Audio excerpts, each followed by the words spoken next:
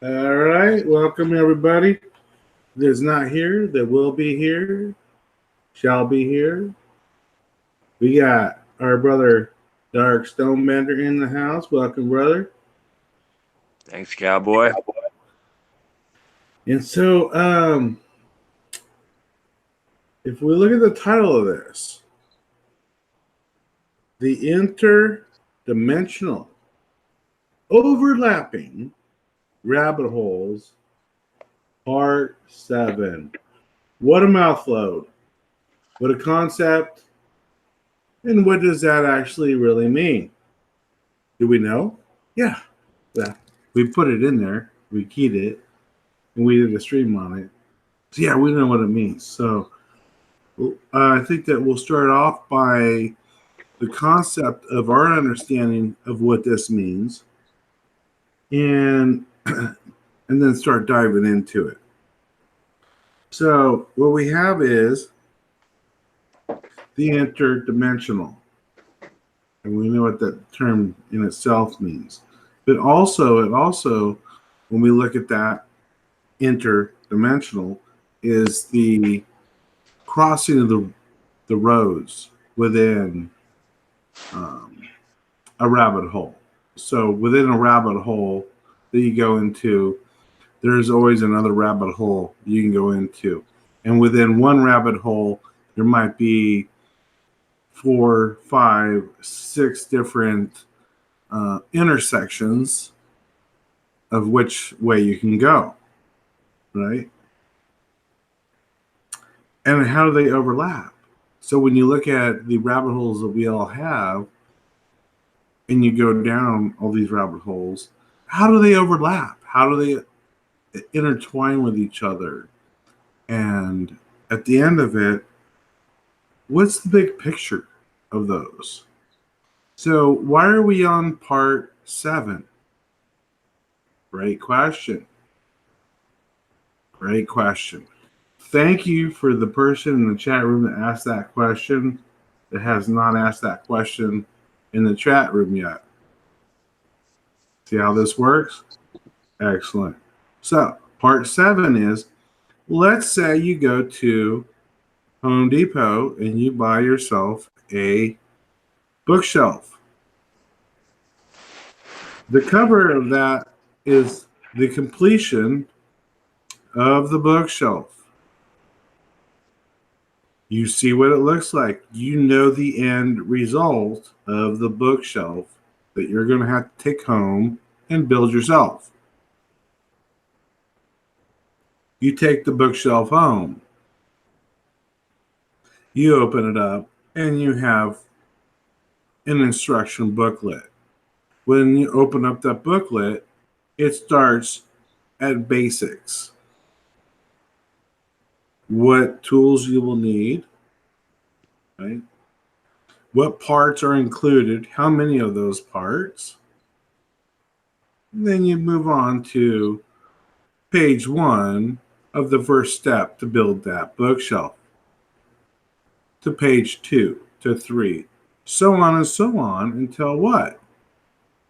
You've completed and built the bookshelf. We know what the end result is, do we not? Most of us. Some people that might join that don't know.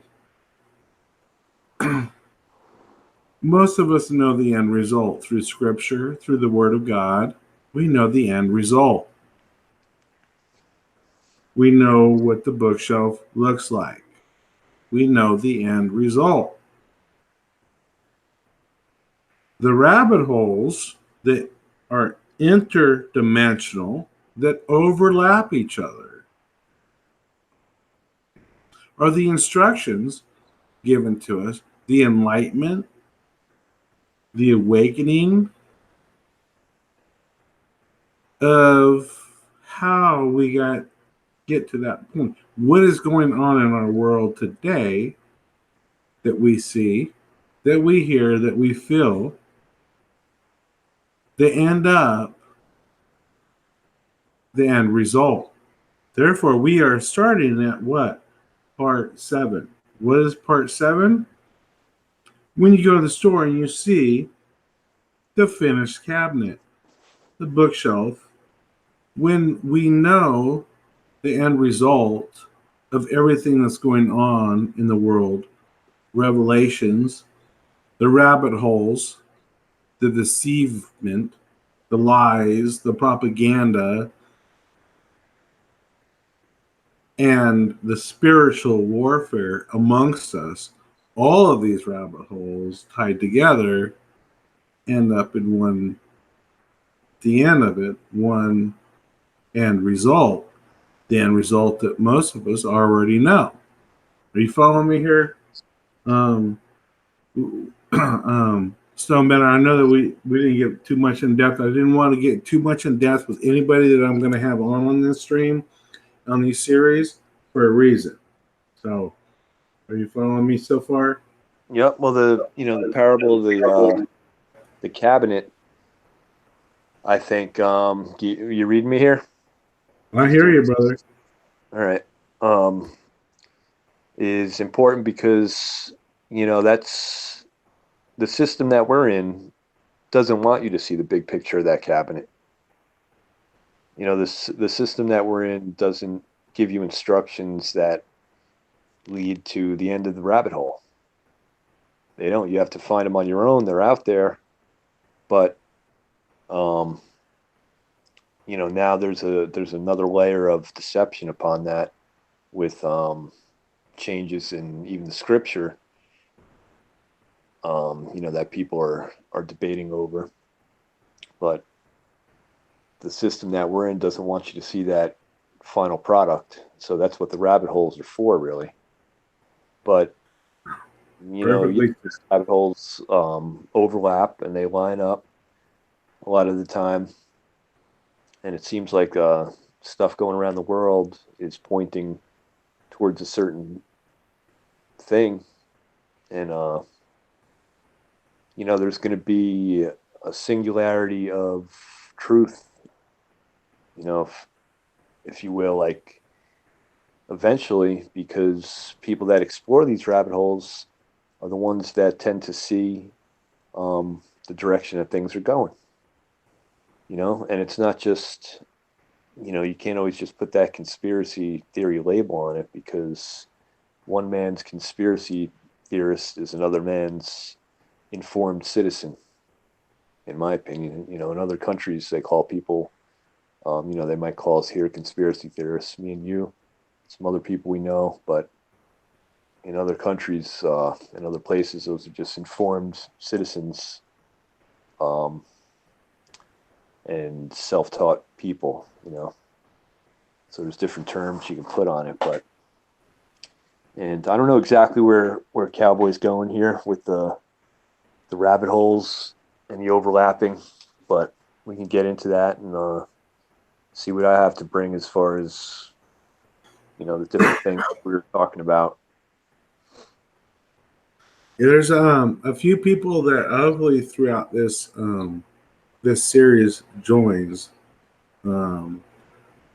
Ultimately, none of them, as even Stonebender has mentioned, has I brought to their attention exactly what this entails. Right. Yeah. And I did this on purpose. And the reason I did it on purpose, because I didn't want any preconceived notion, thoughts, theories of how we get to see what the cabinet looks like. But the rabbit holes that we've seen and gone down, have experienced, and then Ty, sometimes there's rabbit holes that I go down, or Stone goes down, or Honey goes down, right? Or when we get Therian here, I can't wait to get Therian because Therian is from UK, so somebody from a different culture of life, a different country that experiences the same type of rabbit holes, maybe in a different way.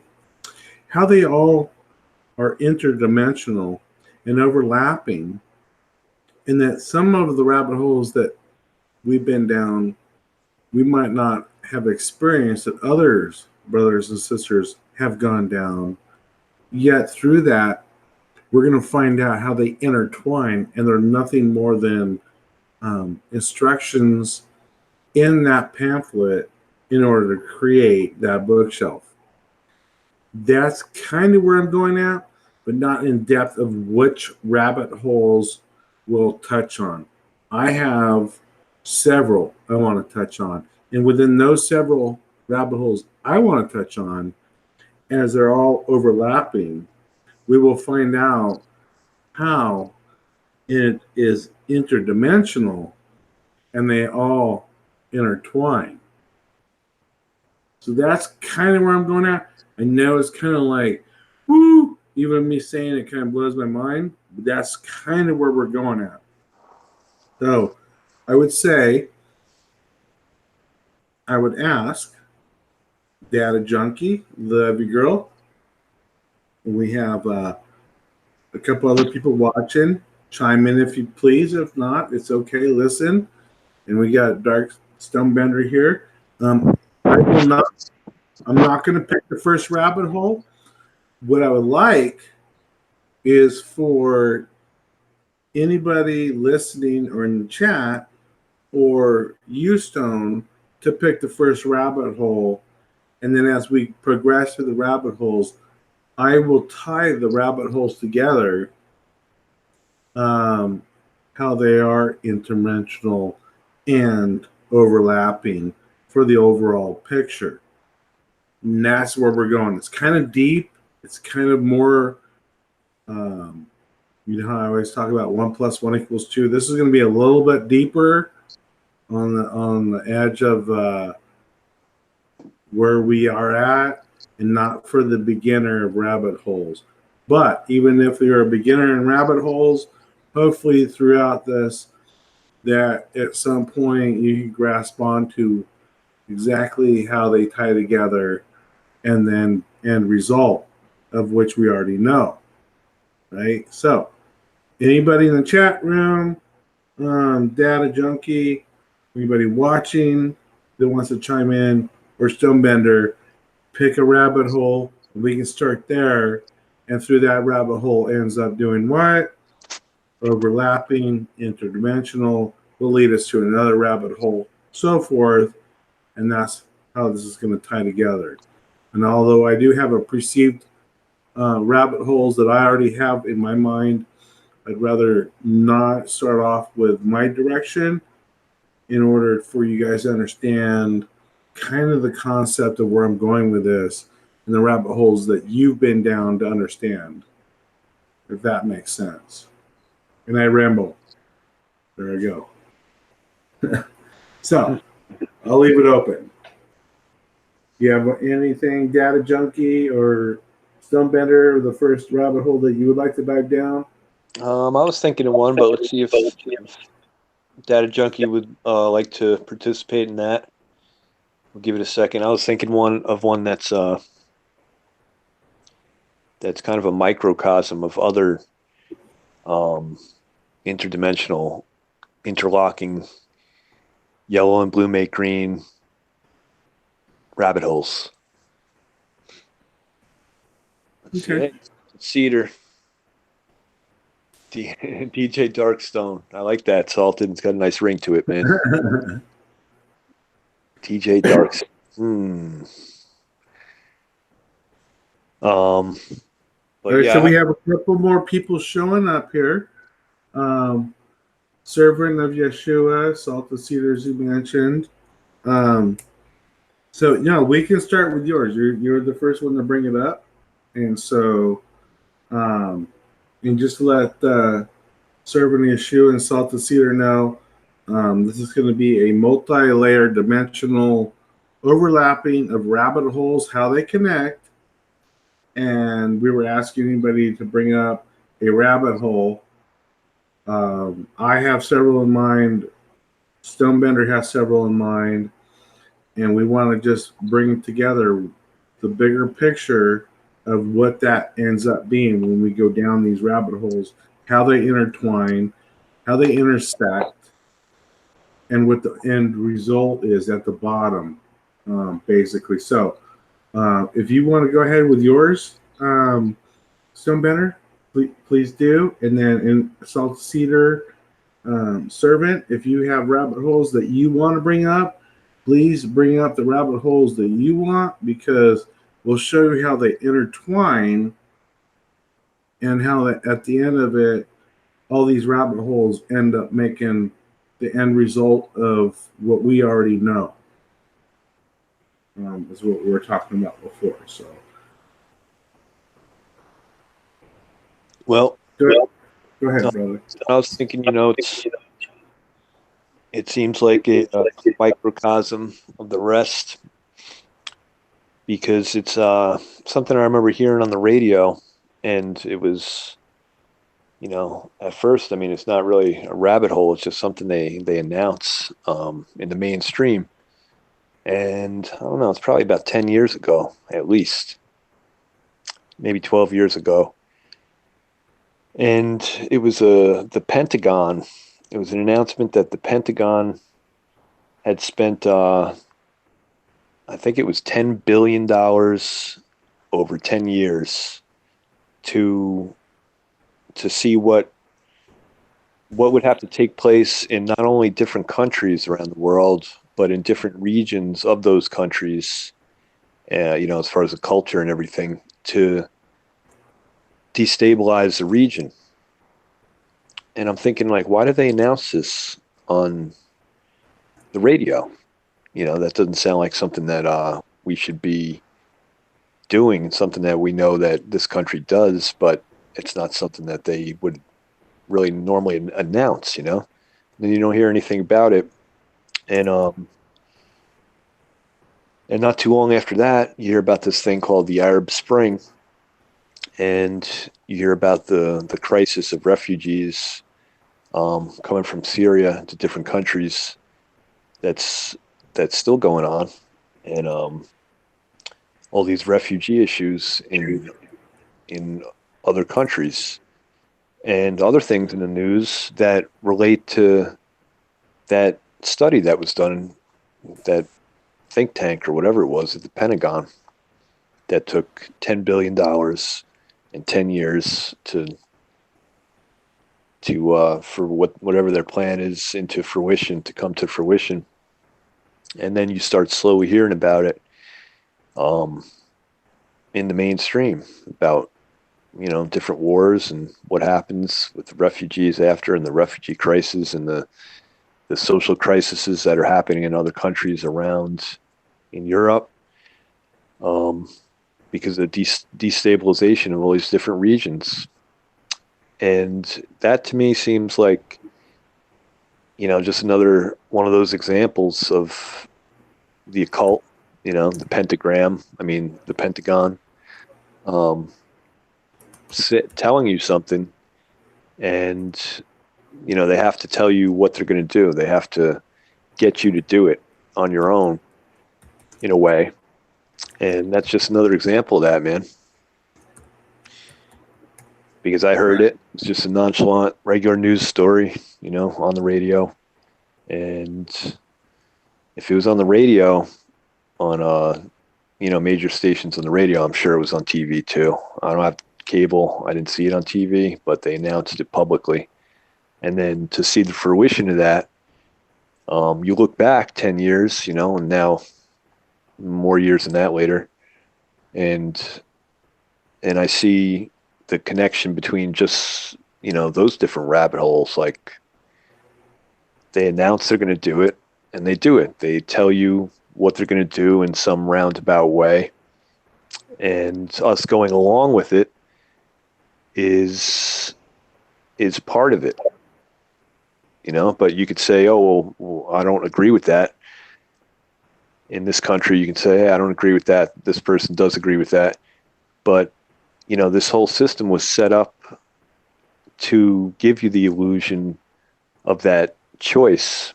And in a democracy, or a constitutional republic anyway, you're supposed to be able to vote in the people that represent you. We both know that doesn't work that way.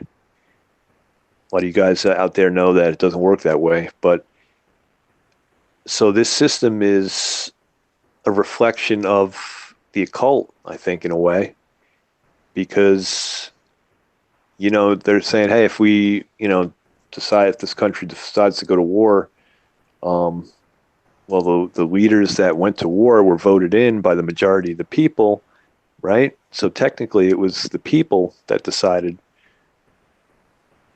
that we should go to war, or that we should have these policies. So that's how they get you. You know, the illusion of choice. Um, Oh, it is controlled from on that, a federal level more than that, but so from that rabbit hole, right, that you just mentioned, becomes a interdimensional overlapping rabbit hole that we can go back to all wars, and we can start with something more in our timeline. We won't go back. We won't go back further than Pearl Harbor. Pearl Harbor, right? Nobody wanted to join the war. Pearl Harbor happened. Overwhelming Americans said join the war. It was a no different than 9/11. Nobody wanted to go into Iraq and deal with all that crap. 9/11 happens, everybody says go in. right. So therefore, yes, they problem, reaction, solution. They create it, they wait for people to react, and they have the solution. And they do use that in order to manipulate the people to think it's their choice when in all actuality it has been pushed upon us without our knowledge. Right? Hmm. Is that kind of where you were going with that?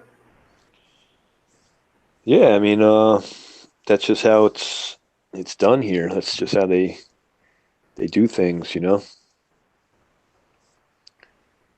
Powers that be. That's why it's like it's no big mystery to, you know. There's a dichotomy to. All right, the United States is a place where people have freedom. We were supposedly, you know, formed because we wanted our own sovereignty, and you know, it was to look at it like one big experiment is getting more and more clear now because you know it was set up to give people choice, and yeah, people enjoyed freedoms and choices in this country, but they do in other countries too. There's other countries where you can um, organize and complain about the leadership and have protests. You know, there's a lot of other countries in the world where you can do that. So the dichotomy of America being formed by Freemasons, and when you get to the towards the top of that organization, we know what they're about. Um, Freemasons that somehow were different? I don't think so. I think they have similar ideologies to the ones today. You know, George Washington and all the most of the signers of the Declaration of Independence. They have the same ideology as they do today. It's an ancient secret society. So why did they bother giving us that, you know, that illusion of freedom? Like, why don't they just rule us? Well, they know from the lessons of history that you can't just rule over people with an iron fist without them eventually rising up against you. So you have to have that illusion of freedom, and then you work behind the scenes. And that's what this country was born on. It was born under that.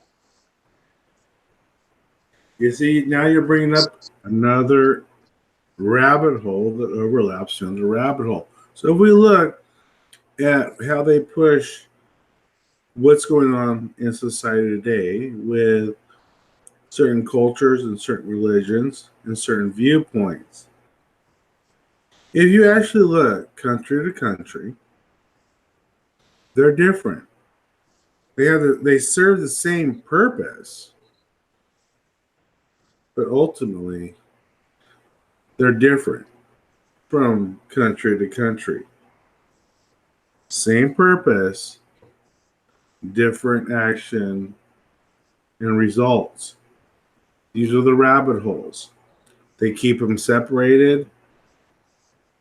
They don't show you them. But the same things that we see here in America happen in other countries that are just different cultures and races and religions. You have the same result, the same actions, and the same propaganda. They're very good at this. Right. Well, let me interrupt you there for a second because what you were saying was, reflected also. You're talking about the different countries and the different cultures, even though, the system is really the same globally. That reflects, boom, right there, that reflects a Freemasonic Lodge, because you can be from any country in the world. You can have any political belief. You can have any religious belief, as long as you believe in one God. Doesn't matter what it is. You can join the Freemasons. That's how it is with those guys. You can bring in any holy text you want, but their ideology of what they believe trumps anything that has to do with politics or different cultures or different systems of government. That doesn't mean anything to them. That's meaningless to them when they're under the brotherhood of the Masonic Lodge. All that stuff is meaningless. So, it's not so crazy to say, well, hey, Russia and United States, that's just a game. That's the Cold War and all that stuff. And, all these big global players aren't really going to, there's no random wars or outbreaks of anything that have to do with these big major powers. It's just the illusion of, oh, we're the enemy of Russia. Russia and the United States are natural enemies and everything. But when you look at the leadership and the ideologies of communism, or in the United States of democracy, that stuff doesn't matter to the people that are in charge that wrote and built the system. Those little differences don't matter. So, of course, that we can be on the same page with Russia in the background regarding space, right? Or any other subjects. So you just went down another interdimensional overlapping rabbit hole. Wow. Are we going to go there? I got to leave some breadcrumbs into the politics on this. Yes. People, listen. Absolutely listen to what Stone just said. Dissect that. Dissect that. You have no choice. The delusion is the choice. The delusion is that country against country, as always, for only one purpose: division. Right, control. And it's more than just it's more than just that. It's more than just country against country. So divide and conquer on every front. On every front, man. You have a choice. No, you don't. Not according to them. Your choices that you are choosing from are different from the choices that you and I have. Our choices is based off scripture. Our choices are based off our beliefs. The choices they put in front of everybody in the main public is simplicity in the delusion that you have a choice from one or the other, when in all actuality, they're both the same. Therefore, when you buy into that concept, you find yourselves in a situation of what? Division. Right? Because as long as they divide, they make us weak. Because they're few and we are many. Right? What's up, Crit? Hey, Brian. So, if we look at all the things that they push upon us, these rabbit holes, these interdimensional rabbit holes that we talk about, that we keep going down, we're going to keep going down because one leads to another. And we're going to get in deep. This is just a surface. This is like what we're talking about right now and what's in my mind and where we're going to, Stone. And I know I did not reveal that to you. For a reason, where we're at right now, we are like scratching the surface. Man, I'm going to tell you right now, the thoughts that I've been at, where I've been at, and thinking about doing this for a while now, is so much deeper than these rabbit holes that we're kind of bringing up. These are kind of like surface rabbit holes. Surface rabbit holes we know about, right? Surface rabbit holes. But I'm talking about when we get past, I love what you said, the light in the rabbit hole, right? I'm talking about getting past that part. And we're going to get there. That's where we're going to get. We're going to start off slow to get the concept. It's a bookshelf that we bought, and we're going to look at the directions on how to build it when we already know the end result. That's where we're starting, right? So, hey, welcome, Sherry S. Sister, you're more than welcome to join this if you want to partake in this. It's going to deep rabbit holes here, girl. And I know that you've got a lot of knowledge on that. So if you want to join, let me know, girl. This is going to be a 7-part series, I'm hoping. And yes, we're going to start as part 7. Because what is part 7? The end result. We know the end result. We're going to digress to the rabbit holes that we all see that are interdimensional and overlapping in order to help us understand, help those that we talk to understand the end result. So we are starting at the end. That makes sense. So, Sure. I mean, there's light at the end of the rabbit hole. Light at the end of the rabbit hole, perfectly said. And like light is supposedly can't escape from a black hole, even though they just recanted that and changed their minds on that. Darkness can't escape from the light at the end of this rabbit hole.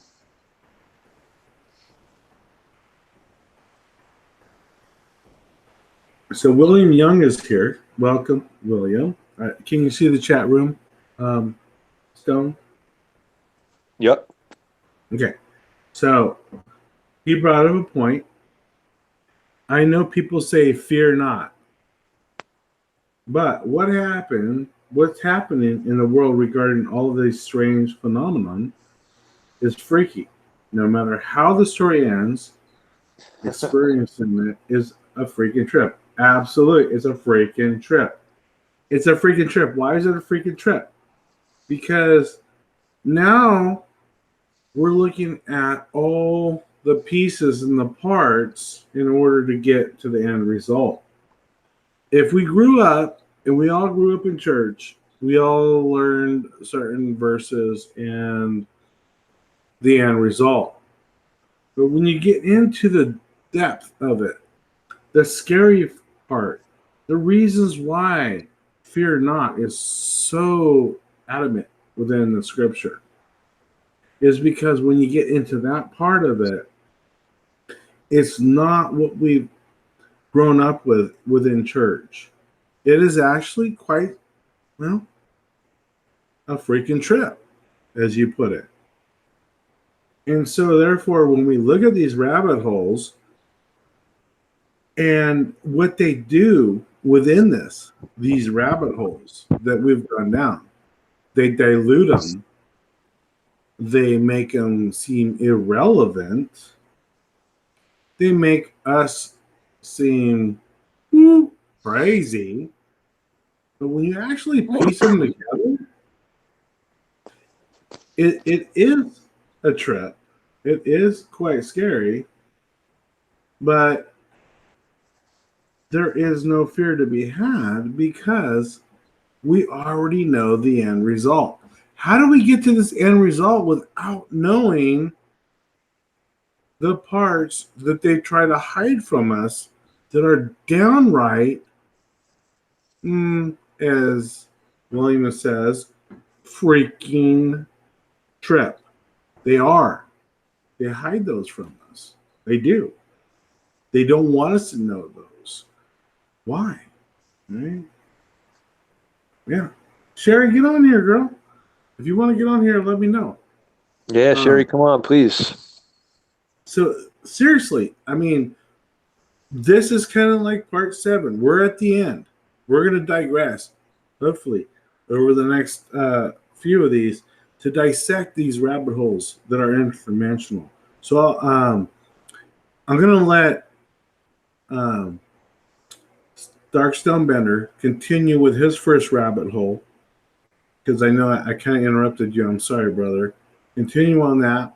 And then if anybody in the chat rooms has another rabbit hole they would like to bring up as well, we'll dissect that and show the interdimension and the overlapping of it and the end result where we're going. I know I've been babbling, but I've been so excited about the subject, as I was telling Stonebender, for like over a week that I've been wanting to start. And so I'm gonna have to pull back. Sherry, get in here, girl, so I don't overtake everything as I usually do. I hate when I do that. I hate it. Go ahead, brother. All right. Well, don't be too long out there, cowboy. I'm right here, brother. I just don't want to. I get over. You know me when I get in the subject.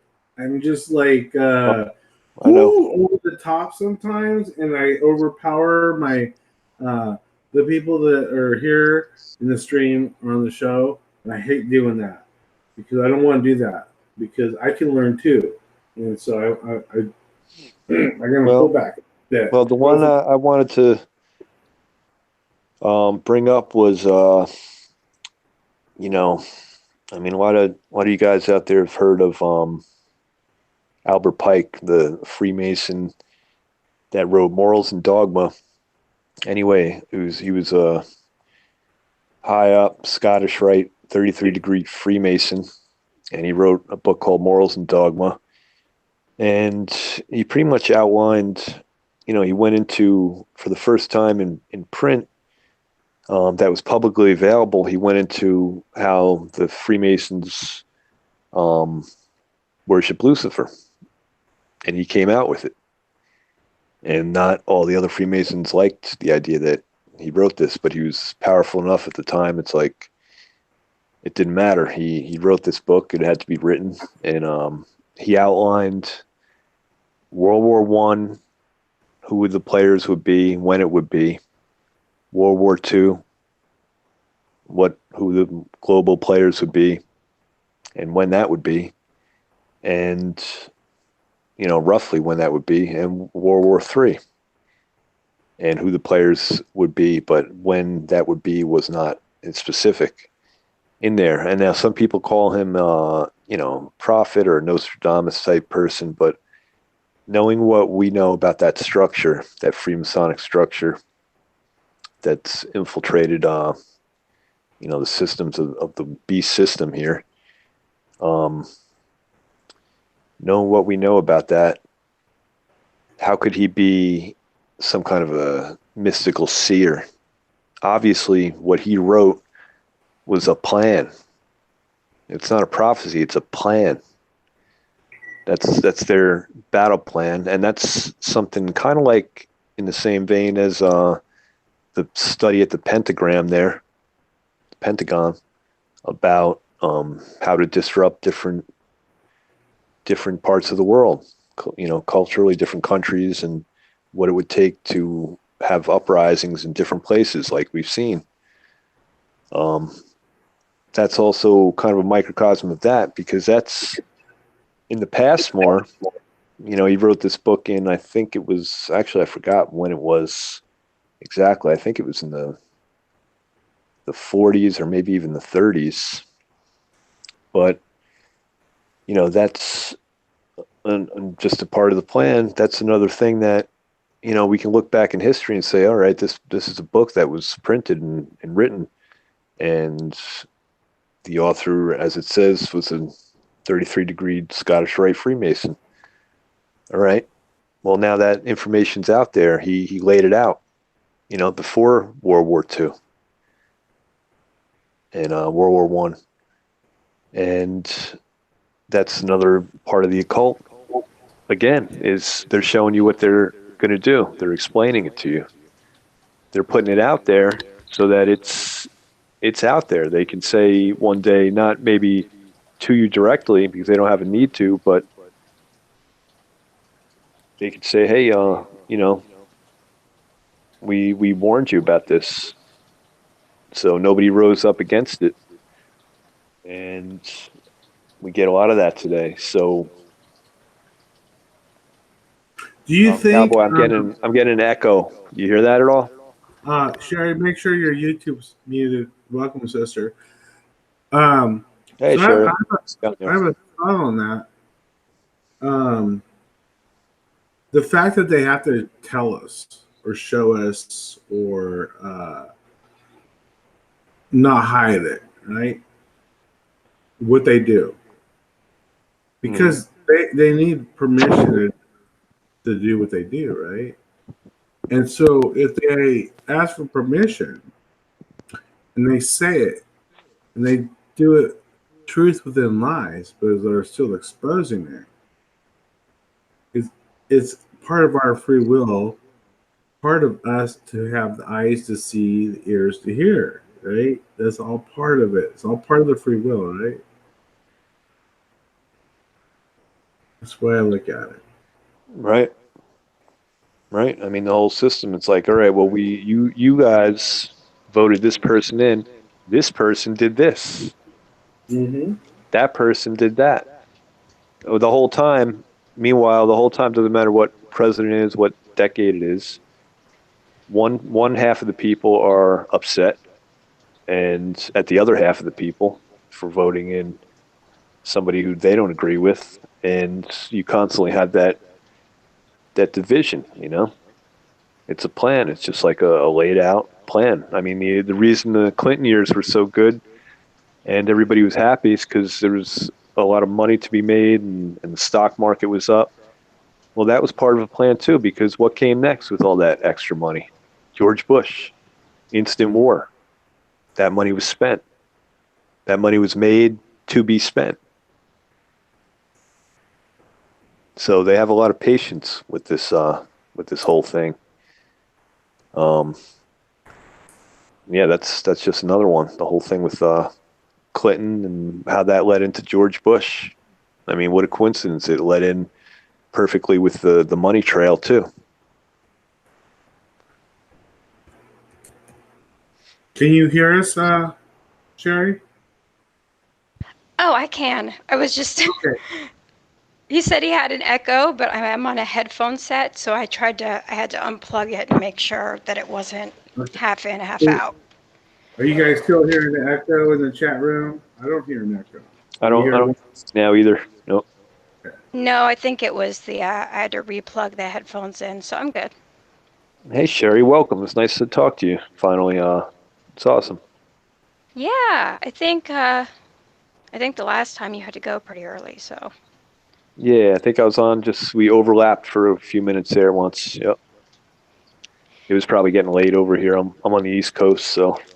So am I. Cowboy can tell you he's fallen asleep on me a few times because I'll stay up all night and then he's 3 hours earlier, but he'll fall asleep. I tell you what, I gotta be honest with you. This is no lie. I talked to this girl hours and hours at night, and I mean, it's something about her voice that just soothes me. And like, at some point, I'm just like, out. I mean, on live stream. That's the nice way of saying you put me to sleep. No, it's not that. It's just that you have that. I don't know what it is, but you have that thing that just puts me in like this mellow mood. Because I get, Stonebender, I get riled up, right? I got riled up a little earlier. You guys know this in the chat. When Sherry comes in, like she brings me down. Like she brings me down into like a Thanks a lot, Sherry. You bring not Cowboy down now. wait. No, I didn't hear that you go. that's not what he means. Not, Thanks, Cowboy. I not, think he means listen, I even him out. he does. He brings me down to where I'm not over the top. She brings me down to a level that I can reach more people than being over the top. She does that for me. That's good. Sherry should be around more often because you're always Yeah, over the I've come top. in a few times and it was all way too over the top, and I'm like, okay, nobody even notices me. Bye. I'm like, I can't do anything about this, but this I can. So, Sherry, share your thoughts about so far tonight. What your thoughts are on the topic and any rabbit holes that maybe you want to bring up. Okay, well, let's see. There are so many, aren't there? From what I just heard, Stonebender was kind of breaking down, you know, the presidential, you know, the political side of things a little bit. And that's one way to go. There's so many things. And I'm not quite sure. I don't want us to jump around quite too much because there are so many. And that's why people feel so overwhelmed, because it's like, look over here, look over here, look into this. But Right. really, it's all perfectly put together. And so the plan, I would say, from the opposite side of things, is to make things that confusing to where you go in one direction and you're not looking at the bigger picture. Yes, that's right. Because then you're not trusting in the bigger picture, and that really there is nothing to be afraid of, because that's what they want is, be afraid of this, think about that, this is going on over here, plague and, all kinds of things that just aren't, that we're not supposed to be worrying about that much, But you can get so stuck into something. I've seen it happen. People get so stuck into one thing so far that they can't find their way back out. And then it does take your eye off of what really matters. Yeah, I agree with that. I totally agree. I see that in the conspiracy community with a lot of different things that just kind of recently came up. All these different subjects, basically, and are they really important? I mean, people in the conspiracy community kind of agree and disagree with certain things, sure. But yeah, I mean, okay, so you've got like well, we can call a few things out. So we've got like people who want to talk about flat Earth. We've got people who want to talk about death fakers. We've got people who want to talk about the political state of things. There's people that are outing the Hollywood agenda, Satanists, pedophiles, all this stuff. But it runs concourse with each other. It all does, So you keep going from one to another, and you have to find the way out, because there is. And then you can look back and you'd be like, hey, follow me over here. But they're running around. You know what I'm saying? Does that make right. sense? It's like you go Yeah. from one to another and you're trying to find, but it's like a maze that they've set for you. It's like, how important is it really to figure out what happened with this over here? Right. Yeah, what's that really going to do for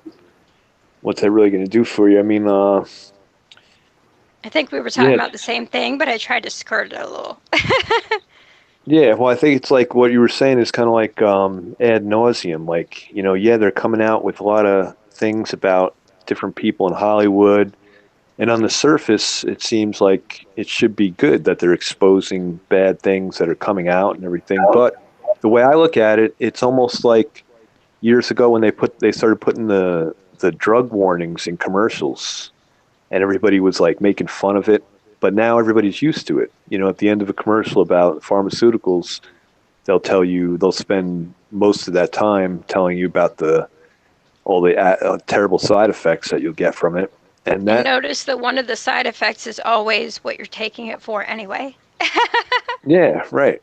Right. So it's like a little disclaimer. Oh, well, you know, it might not work, in other words, because one of the side effects, like you said, could include what you're taking it for. So it's like its own little occult disclaimer right in pharmakia there. But, you know, it's like almost like ad nauseum, because the way I look at it is I'm wondering if some people will be disillusioned eventually with things that are coming out about Hollywood or about cults or about you know, sexual things that are going on in Hollywood, and you know, the casting couch and stuff like that. Are people going to be? Is this ad nauseum for conspiracy theorists or people who pay attention to these things, even in the mainstream?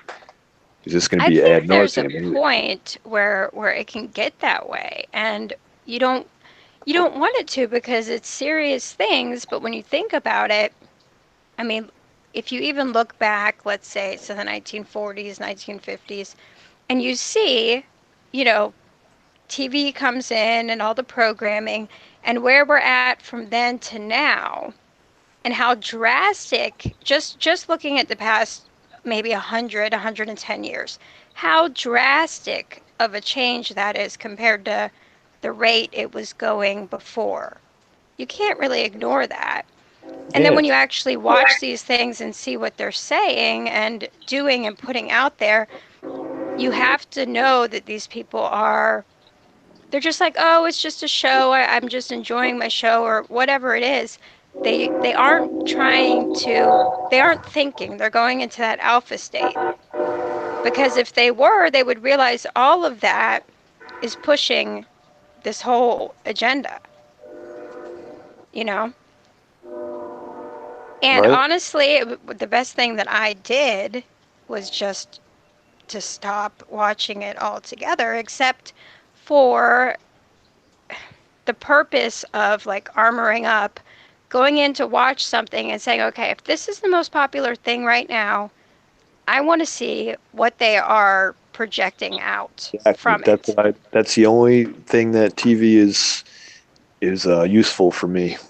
With watch it, I don't have it anymore. I haven't had cable in 20 years, and you know, I've seen a few shows at like Friend's House on Netflix that I was interested in. I would watch it, but I'm not a regular TV person.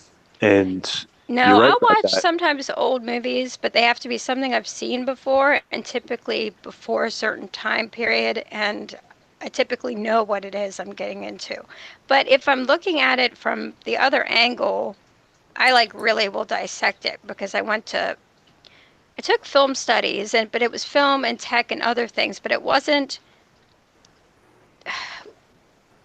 to want to do that. It was actually a class about how film programs people and the values of the society. So that's why I was in it. And it was Oh really wow. interesting. So I have like notebooks about like certain types of movies, genres of movies, certain movies in and of themselves. And so I stopped watching TV for, you know, a long, long time. And I'm like, okay, something is going on here. And so I'm like, okay, I armor up, I watch Game of Thrones, because I want to know what they're putting out there, right? And what I saw, I don't think other people, I'm like, if they can't see this, there's something wrong. Well, I think the thing is they can a lot of the time, because the way I look at it is, you know, I don't have TV. I go to a friend's house, they have TV. I'm watching it for an hour, and it's almost like when you go over a friend's house and you watch their kids grow up and get bigger, but they can't see it because you go see that friend maybe every couple of months, and they see their kid every day. That's the way Right. I feel with TV. It's like when I drop in on it, it gets exponentially worse, and I almost can't even believe that people that, you know, just the average person of average intelligence can't really see that, and it's they can't see it because if you're a daily TV watcher, you don't see it. It's like the frog in the old science experiment with the frog in the hot water. If you bring it up 1 degree at a time, it doesn't know to get out, and it boils to death. But when you drop in on it every once in a while, you see how it's changing people's opinions, even. But you have a unique thing. Yeah, that I was like years behind it. I'm like, okay, I'm gonna see what's going on here, and what I saw, from where I had been, I was like, what? I'm like this. I mean, it just totally, because I saw all the symbolism that was in it. I mean, it was just right in your face. And then, it was a particular episode at the end of the sixth season, and there was this green slime, and the whole church blew up, and people had the symbols in their foreheads, and everything was coming down. And I'm just like, people really are just getting used to these things. And then what's been coming in my feed as channels have been going down, it's like, let me see, what did you say? I'm just saying, like, you're touching on things that are really hitting to where I'm going to get on my ideas of where I'm going with this and my thoughts behind this stream, with the delusions, what's going on with the Game of Thrones. It's beyond that. It's going on within music, the yeah, it's totally beyond that. Worldwide, and I'm going to tie it all back to, I'm going to bring it all back to things that happened in the past. And also, Stonebender had brought up things to bring it to the future. They're all going to tie together. This is just a warm-up for this. But like I said, I just jumped in the pool, so I'll follow you wherever you go. I'm good. I love the fact that you brought that up. I absolutely love the fact you brought it up because it ties in to everything in all these rabbit holes that dissect, interact, connect for the one big picture. And this is the thing that I want to do most of all with my channel. From the time I thought about it, was bringing all of these rabbit holes together and not get caught up in one rabbit hole to where you don't understand. Because in anything in life, there's going to be a situation where you have personal issues or an agenda in your life or where you're at in life where you might not understand one rabbit hole, but another one. But we're going to bring them all together to understand that these rabbit holes are all set forth as instructions and understanding. As I always call it, if you look at the pyramid, they're bricks or stones or whatever you want to call them. And they're layers. And with each one is actually a rabbit hole that all leads to what? The top of the pyramid. The top of the pyramid with the all-seeing eye, the deception, the full deception, and it's a puzzle. It's pieces of the puzzle, pieces of the brick, pieces of the structure. Really? So you think you're running out, but you're running down. You're running down. They could take you, people that believe in a one rabbit hole, like say flat Earth, right? They spend most of the time arguing with people that are down another rabbit hole. And those people spend a lot of time arguing with the people that are down another rabbit hole. They're like, it doesn't matter really if this one is believing this and this one's believing that, or which one's even true, because they're just going to go at each other and they'll never get out. They do. They get fixated on their one rabbit hole. The Mandela effect, right? And the hardest thing to do, and I've had to do this, is step out of all of them totally and completely and just go straight with Jesus. Just stick with that. See? Yeah, you can't observe stuff too closely like that sometimes because you can't see the big picture. You know, Stone, it's I good to knew get there was a out. reason we had to have her on here tonight because she brought it right back to part 7. Well, she's got a unique perspective on Say it the again, movie thing. Sherry. What is part? Because we're starting out at part 7. We're starting out at the full picture, and we're going to digress into the rabbit holes that bring us to the one picture. Say it again, Sherry. What's the one picture? What is it? What did you just say? Jesus. Absolutely, amen. And that's where it's at. And these That's where rabbit holes. that's why I'm spending all my time, whether it's on, radio or whether it's YouTube or whatever I'm doing, that's where I'm going. I'm going straight down the narrow road. But I see where you're going and how taking it backwards actually kind of works because like he was saying about the film studies and the other things, I was also an English literature major and a history major, and none of these things mean anything anymore. But what it is that I can see how they almost got me somewhere, and it's like, hold up, hold the phone. And then everything changes, and you step out of it, and then you can look backwards and dissect it all a little bit better. Right. Yep. So Boy, it that's is got to be good to tough. start from part 7 because when like someone said, it does get overwhelming and people are overwhelmed and they're tired and they're stressed and they're holding on, but they have to know that that blessed hope is there and there is no reason to be afraid of these things we see or we hear of going on, whether they're rumors of or whatever is happening in the big theater of things. Right? This is where we're going. Because let me tell you, we haven't even touched on the deep rabbit holes. We've only scratched. Oh no, I stayed on the top. We're scratching the surface. Let me tell you, we're going to get into the deeper parts eventually. We're going to get into what they found in Iraq. We're going to get into the Nephilim bloodline. We're going to get into how, and we look at everything that's going on worldwide that is promoting Egyptian time, where all the promotions of everything that is an eye opener for us to understand in the rabbit holes the ultimate picture of what they're pushing amongst our family, our freaking kids, our Well, that's what I loved started with was trying to show how the nuclear family slowly got destroyed and divided between the 40s and now is even a huge difference. And that's such a short span of time that you can see how they're ramping this up. right? And they're ramping it up. And look at all the ways they're doing that.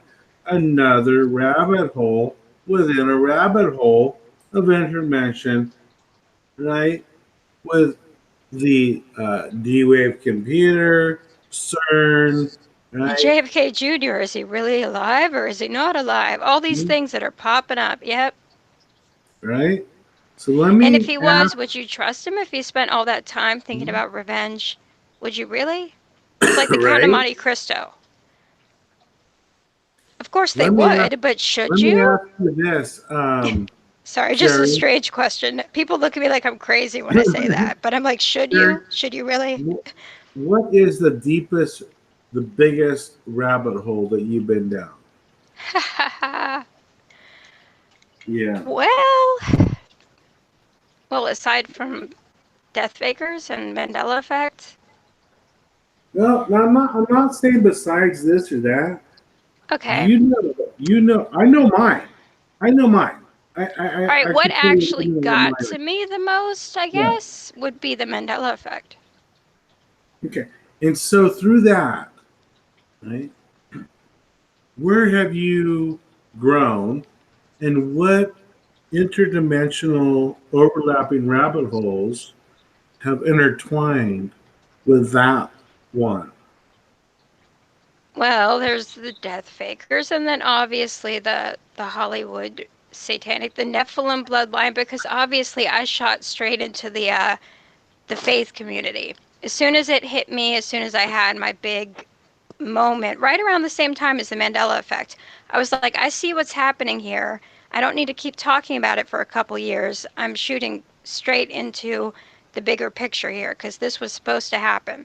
People need to wake up and come over to the faith side. So I shot over there.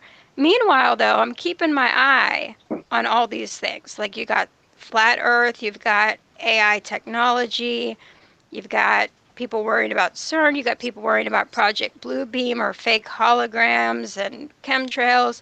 You got all that going on, but I'm staying outside of it because I'm like, okay, I've seen things change. God can change anything. He can use anything to his good. And I know what the end game is. I know he told us what's going to happen. And we've got the blessed hope. We know what's going on. But it's looking back at the people who aren't seeing that and they feel scared when they should feel we already have the victory. To Kelestai, it is finished. It's done. It's good. But there's all these things trying to keep you connected to the world instead of dying to the world and the self. Did I just like way overshoot? No, I'm catching that. No, I just meant I didn't get probably specific enough as he wanted me to. But I can tell you exactly kind of how it happened if you want me to do that. If he's even there. He may have stepped away for a minute because I was I think you might talking. have stepped away, but let's hear it because I know that you're, I have no doubt that you've, heard a lot about all these different things that connect because I know you're a Jesse Spots fan, and if you're a Jesse Spots fan, Well, I wouldn't say I'm you a fan as more of a well, I've seen you in the I chat, check in. Yeah. I'm a moderator there, so I've known him for a while. I check in every now and then to see what people are talking about. I try to keep my eye a little bit on things. Yeah, he covers a lot of stuff that is even over my head because he has to, as doing what he does, he has to be connected to the mainstream in a way and what is being said because he's kind of like, and I told him once, I talked to him one time and not on his show, but I was like totally stoked that he got back to me on Google Hangouts and we talked for a while and it was really cool because I have a lot of respect for him as Oh, I conspiracy definitely analyst, do. Because Yeah. he has a way of being able to take all those things, break them down to the common denominator to get people to understand the importance underneath like all of the crap that's on top, Right. Right. Yeah, it's important. I um, told him it was what he did was like reverse engineering of reverse social engineering. Yeah, Like and you're then social he started engineering, but getting more and more into spiritual attacks, like the deaf and dumb spirit. And this is why I've always kind of supported him, because I kind of knew that he was going to go that way. Now that we're both on the faith is the most important thing, let's tackle some of these spiritual issues that everyone has in common and bring them to the light. That's when I came back into the picture with him, which was hey, just kind of Sherry. recently. Yeah. Sherry, right. Oh. people in the chat have a question for you about dead fakers. So if you can elaborate what you mean by dead fakers. Oh. Here we go. Okay. People. Okay. Goodness gracious. I should have known as soon as you said that what you said, Stone Better, that flashed through my head that maybe not everybody was up on that one. Okay. Okay. So, all right. Like we were talking about with JFK Jr. And let's say he is going by a different name now. And let's say that they knew that you knew someone was coming after you. And let's say, you purposely went off the radar and then there was some wreckage. They didn't find you, whatever. They said whatever, they say. And you get a different name. You start a life, you hide out. But there's other people. And if they are, let's say, have family that is connected with the CIA, like some people say Jim Morrison. Some people say that Alex Jones was Bill Hicks, the comedian.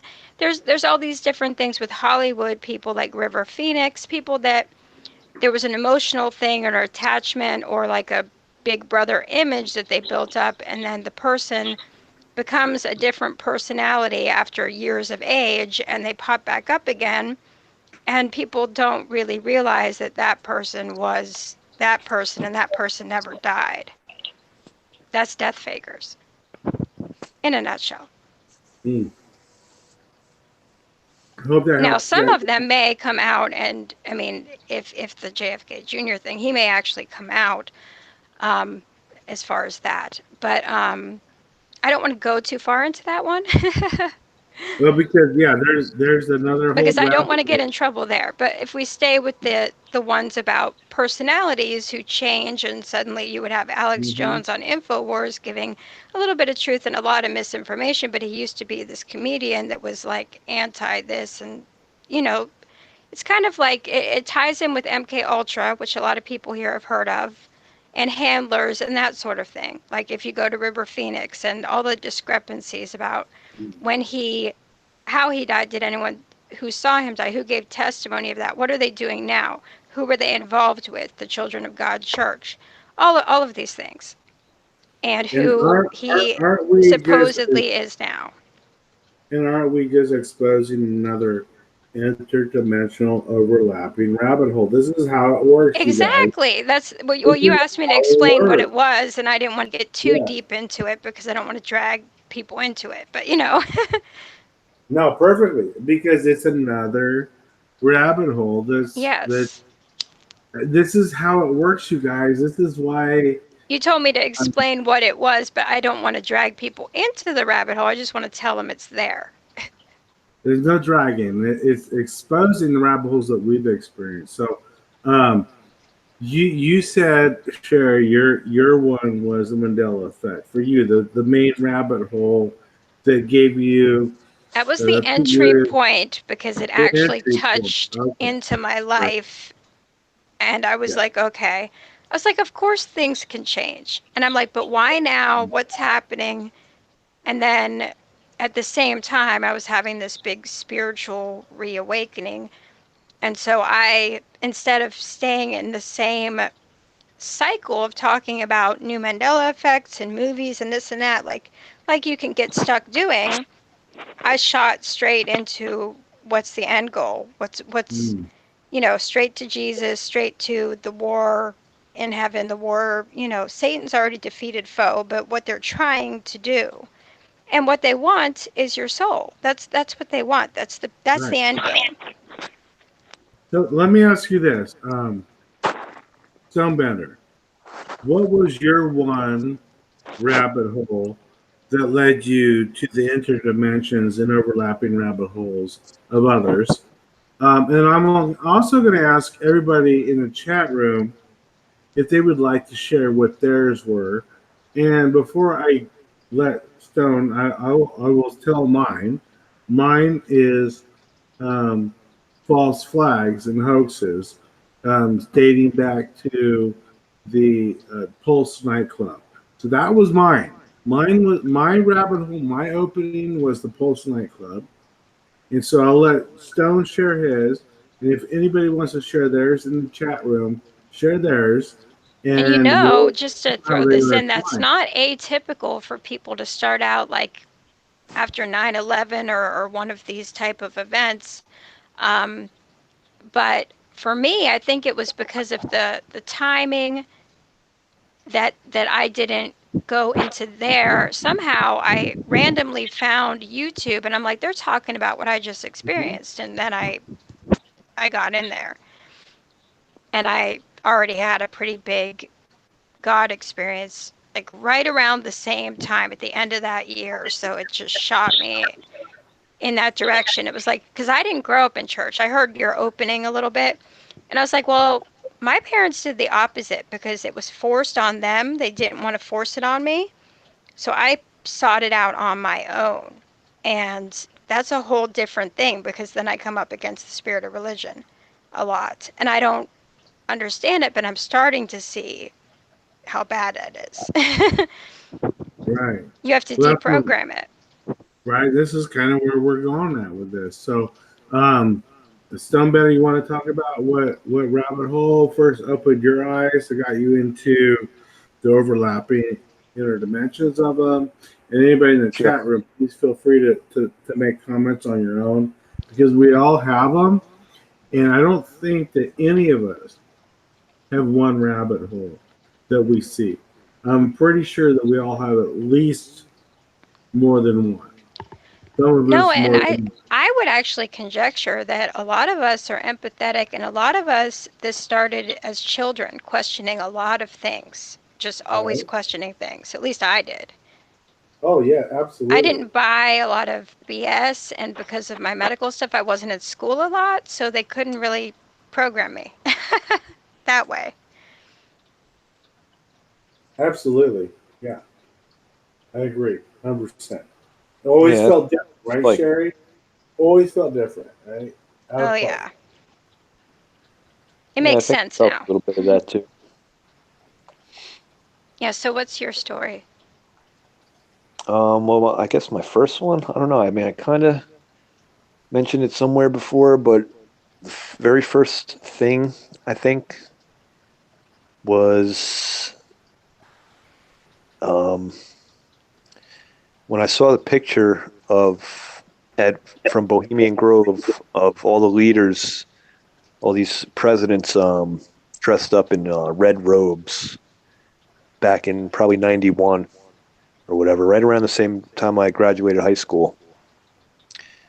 Um, and I questioned that, and I was wondering about like what is this place, and why are they all dressed like that?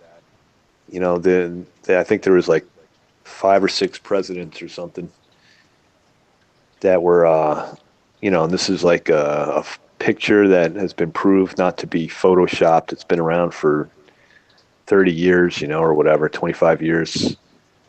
And that was the first thing that made me get into, this thing called the New World Order. What is that about? What are people saying about it? And what does it mean?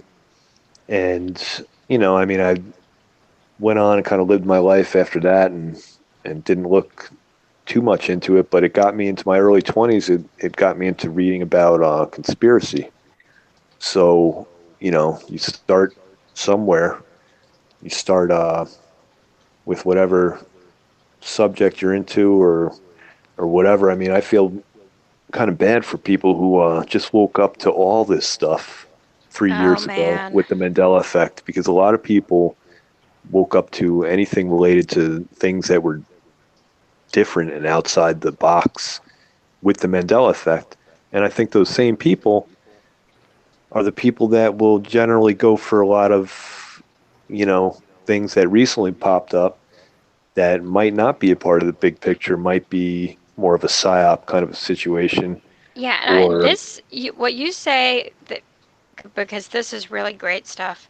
It made me think, because he had asked me what the deepest one that I actually stepped into was, and I said the Mandela effect, but it wasn't the first one, because when you were talking, I obviously had to think back to like college and stuff, and I was like, well, I was Mhm. already doing the deprogramming of the movies and television shows.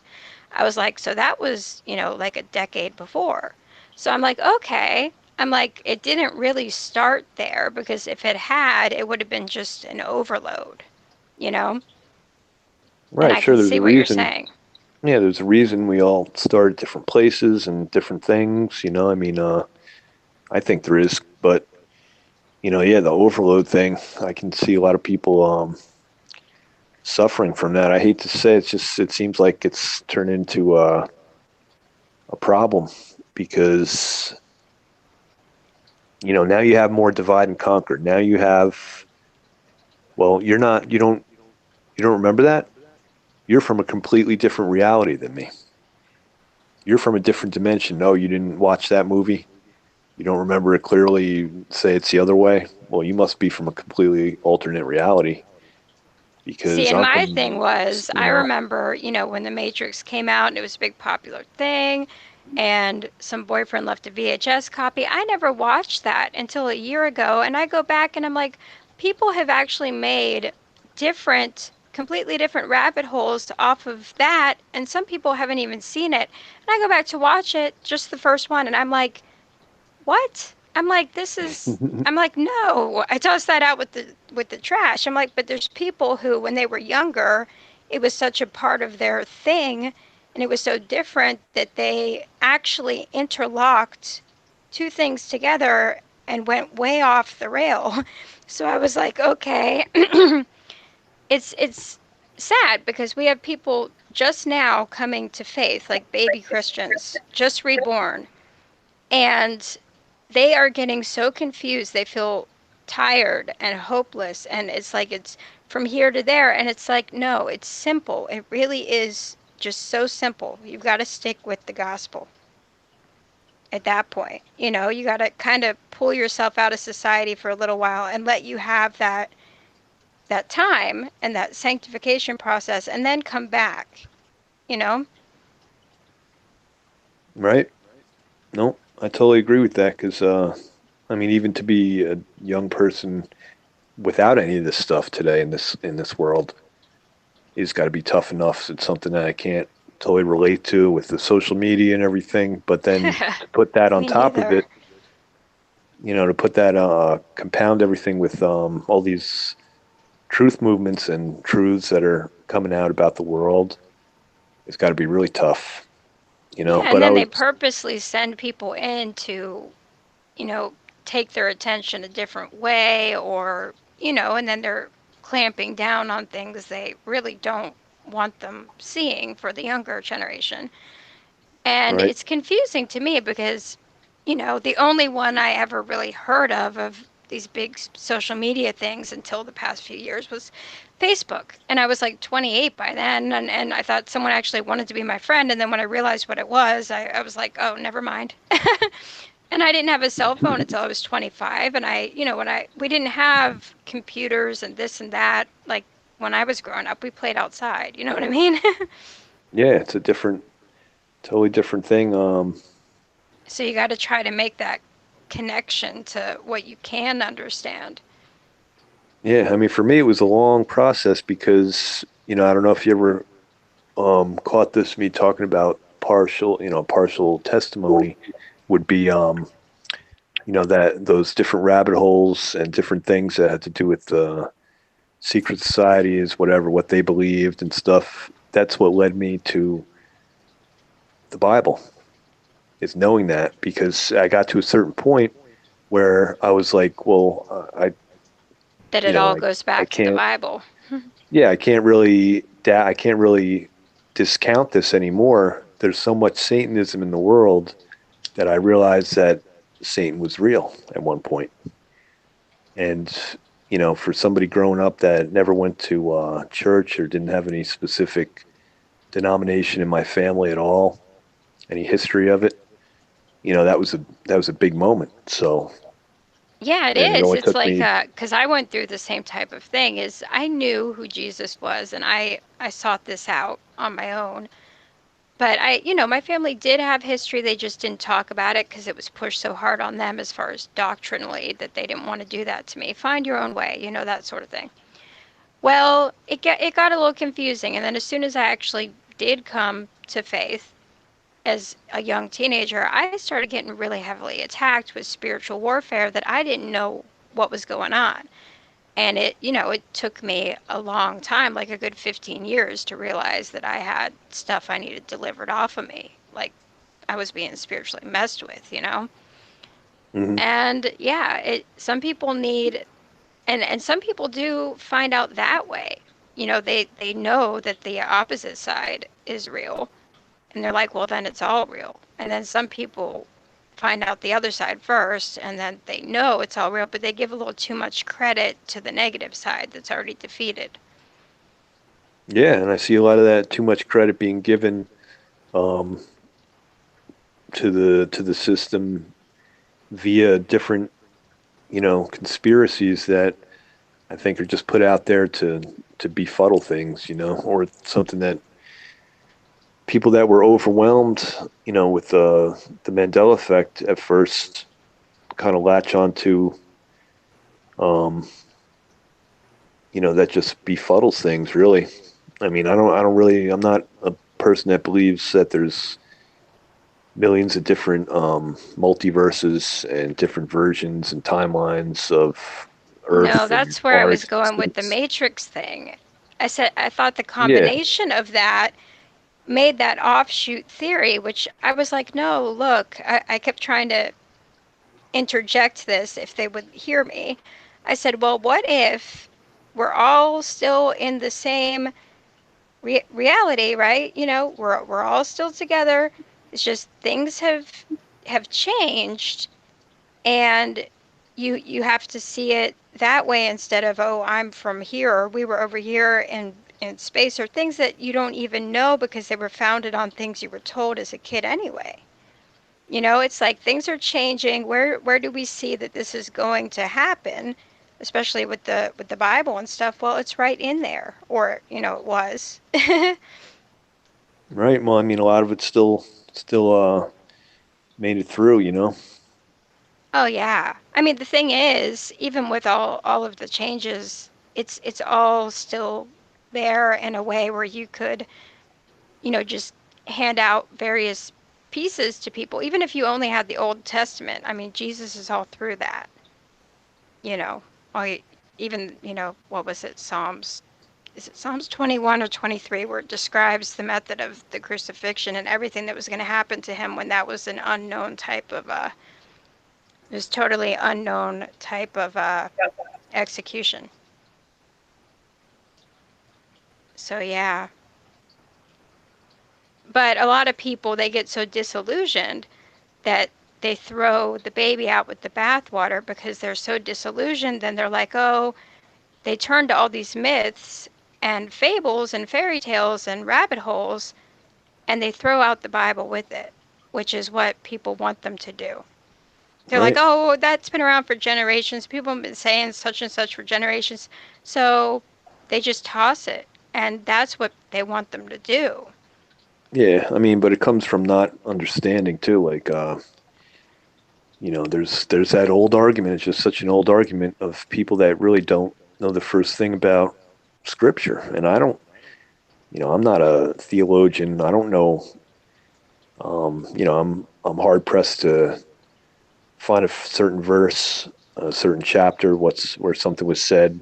But there's people who have such little understanding of it. They literally think it's like an outdated um, thing where it's talking about outdated things from the past, and Yeah, and it's and the totally more, not, because you got the yeah, well, spiritual, you got the literal that we're seeing a lot of right now, and the personal. And it's all there. It's just they don't take the time to even get their nose in it, which is what I always tell people, when I'm talking about faith, or sometimes certain scriptures or where they're at will come to my head. Sometimes I'll just paraphrase them. That's how I am. But because I don't know where everything is, but sometimes it'll just pop to me and I'll be like this. But that happens now, and it's kind of like I just urge people. I'm like, go back into the Old Testament, because the Old Testament is the New Testament revealed. It's concealed all in the Old Testament. So you'll see it a totally different way. And I'm like, even like, you know, the book of Ruth, it's like a little 4-chapter book, or like something small like that. I think Jude is just one chapter. So I'm just like, go back and just read it, or just open it up and see where it winds up opening at. Some people do that too. But mhm. you have to ask the Holy Spirit to lead you to into it. But he will, you know. It's just trying to get people to, because like you said, once you see the one side, you know that everything comes back to the big finale picture, and we already have it. We just have to get people to see that. Right. Yeah. I mean, as time progresses, it's like there's more, up to date information and revelations about the world in there, where people think it's actually the opposite. Yeah, and there's prophecy being fulfilled. I mean, think about the fact that right after the president of Turkey and Iran had their people cursing Israel and the United States, the day after, that was like around March 24th, 25th, somewhere in there, the day after, they got hit with a flood that was unprecedented, and now they had a plague of locusts, which they said would kill off 1/10 of the population and a whole bunch of the agriculture. And we're not sending anything in, and there's so many restrictions, they can't send anything out. And so that's kind of like, well,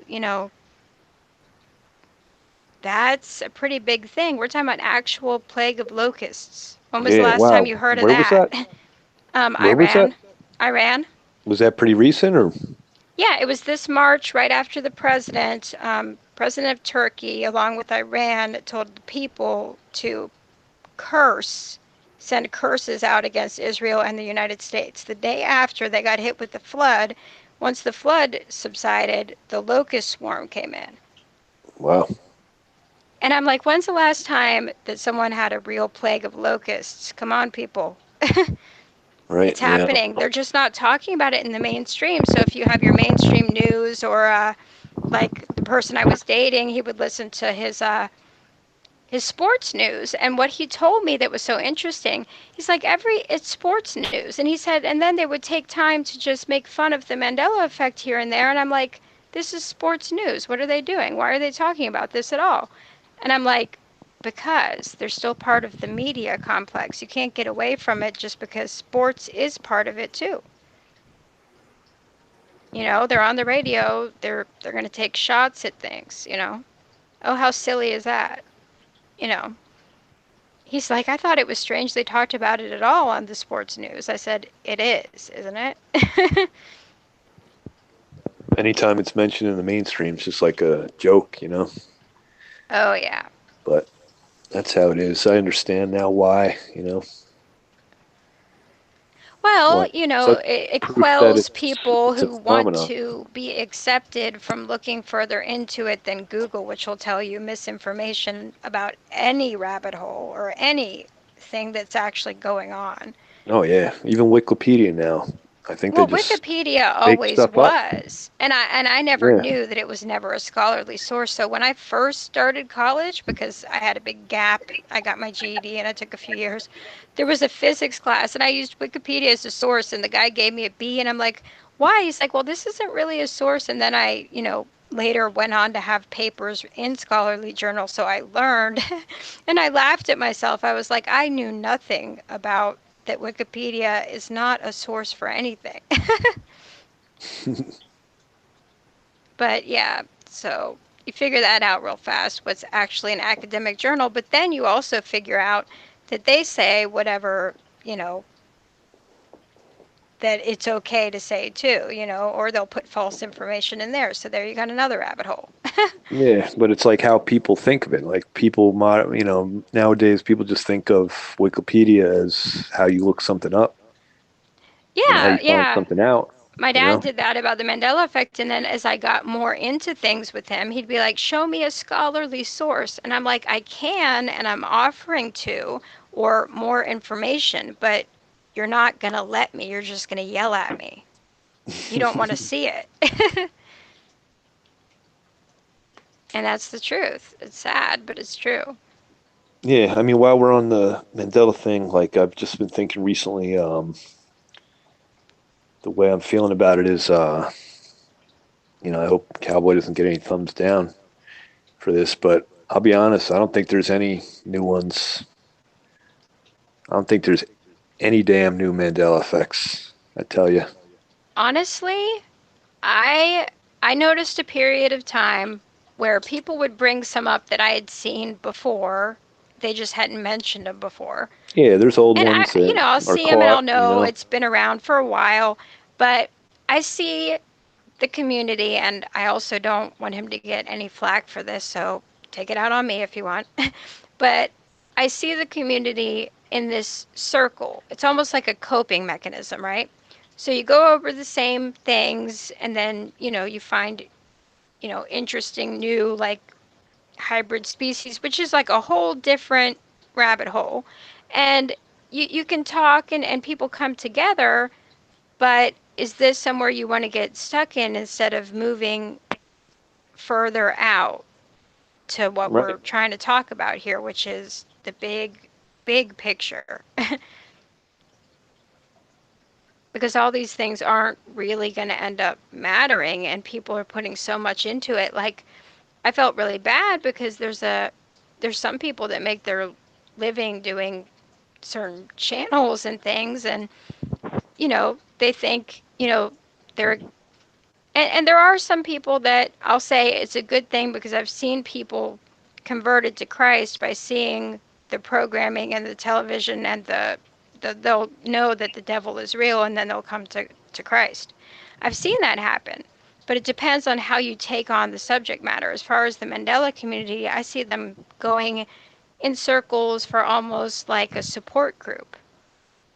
Even after it's kind of come to a stop, it's like theories, and the theories form more rabbit holes. You know what I mean? Yeah, and there's some I think that are, I'll say in my opinion, like mud floods, or just why bother kind of a thing. Yeah, yeah. Right after the whole thing with mud flood popped up, and Tartaria and all, when all that stuff started popping up, I immediately I didn't even look into it. I was like, okay, more distractions. Some people are going to go over there. They're trying to keep people distracted from the bigger picture. Yeah, I mean, if it's in the mainstream, why wouldn't it be in the Yeah. conspiracy community too? Like, And you I don't see want no to reason think why it wouldn't that, be in there. because people come across as friendly, and they're like, let's meet here every week, but you don't think that maybe they're keeping you in a pigeonhole. Yeah, whether it's by design or not, I mean, it And doesn't that's what I even was going to say. It necessarily might have not to even be. be on purpose. Yeah, it doesn't even have to be. It's just a fun gathering kind of entertainment thing, but it's still like, where is it going to end? I mean, in my opinion, and I know Cowboy has also thought about the Mandela effect as a beta test, and I think that's kind of the way it will shape up to be too. I think it's going to be used again, but it's going to be after people aren't maybe necessarily don't have a internet connection. Maybe it's after some disaster, some power outage, some kind of reset type of situation, war maybe. I think it'll be used during or after that to change things, the important things this time. Not that everything wasn't important that was changed, but I think it'll be used again, but it'll be after we don't have the ability to To get that communicate. support group and see that you're not the only one seeing it. Yeah.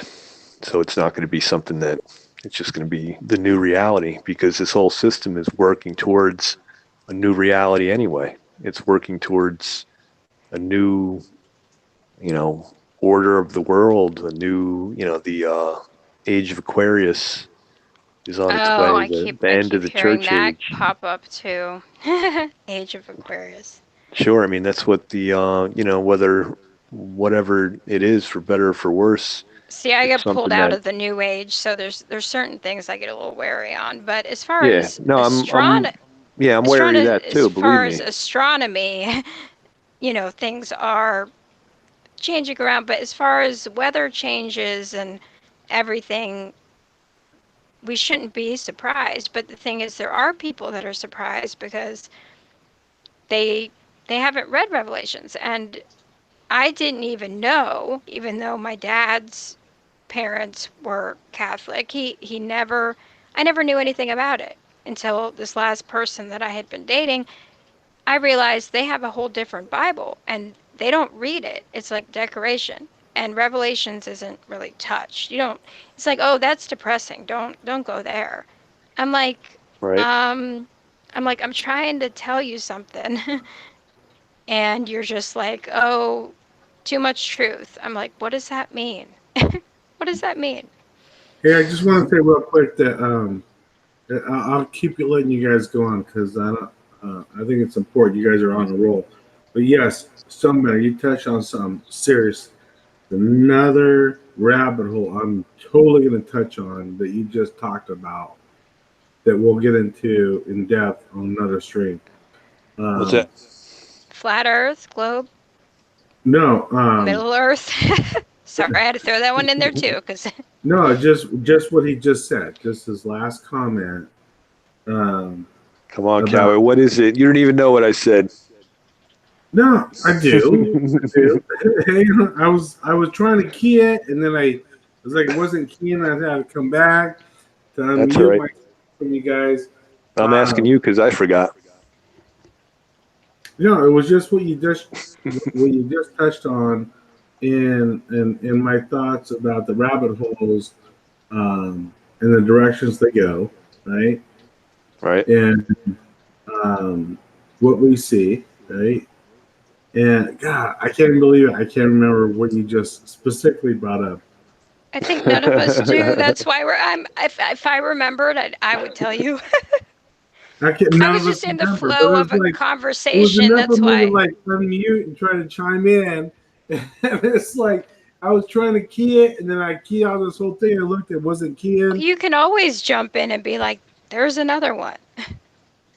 Right. Oh my gosh, I can't believe I can't remember what Hold he on. just What? said. Hold on. What were we talking about? Because I can backtrack this in my brain. If Well, another thing is you guys got into another subject in between that where I was keying, which I was listening to, which distracted me. Oh, all right. okay, What was? because he said about Well, the I was rabbit talking about the holes. Mandela effect, different conspiracy-related rabbit Oh, holes the that are beta unimportant. testing. Thank you. Oh, the beta test. Yeah. Oh yeah. Yeah. Okay. Yes. The beta testing and it being used in a way to coordinate to the larger actual experience that they're going to push upon us to cloud our memories or sway us in our thoughts eventually. And it's nothing more than a beta test on how it happens.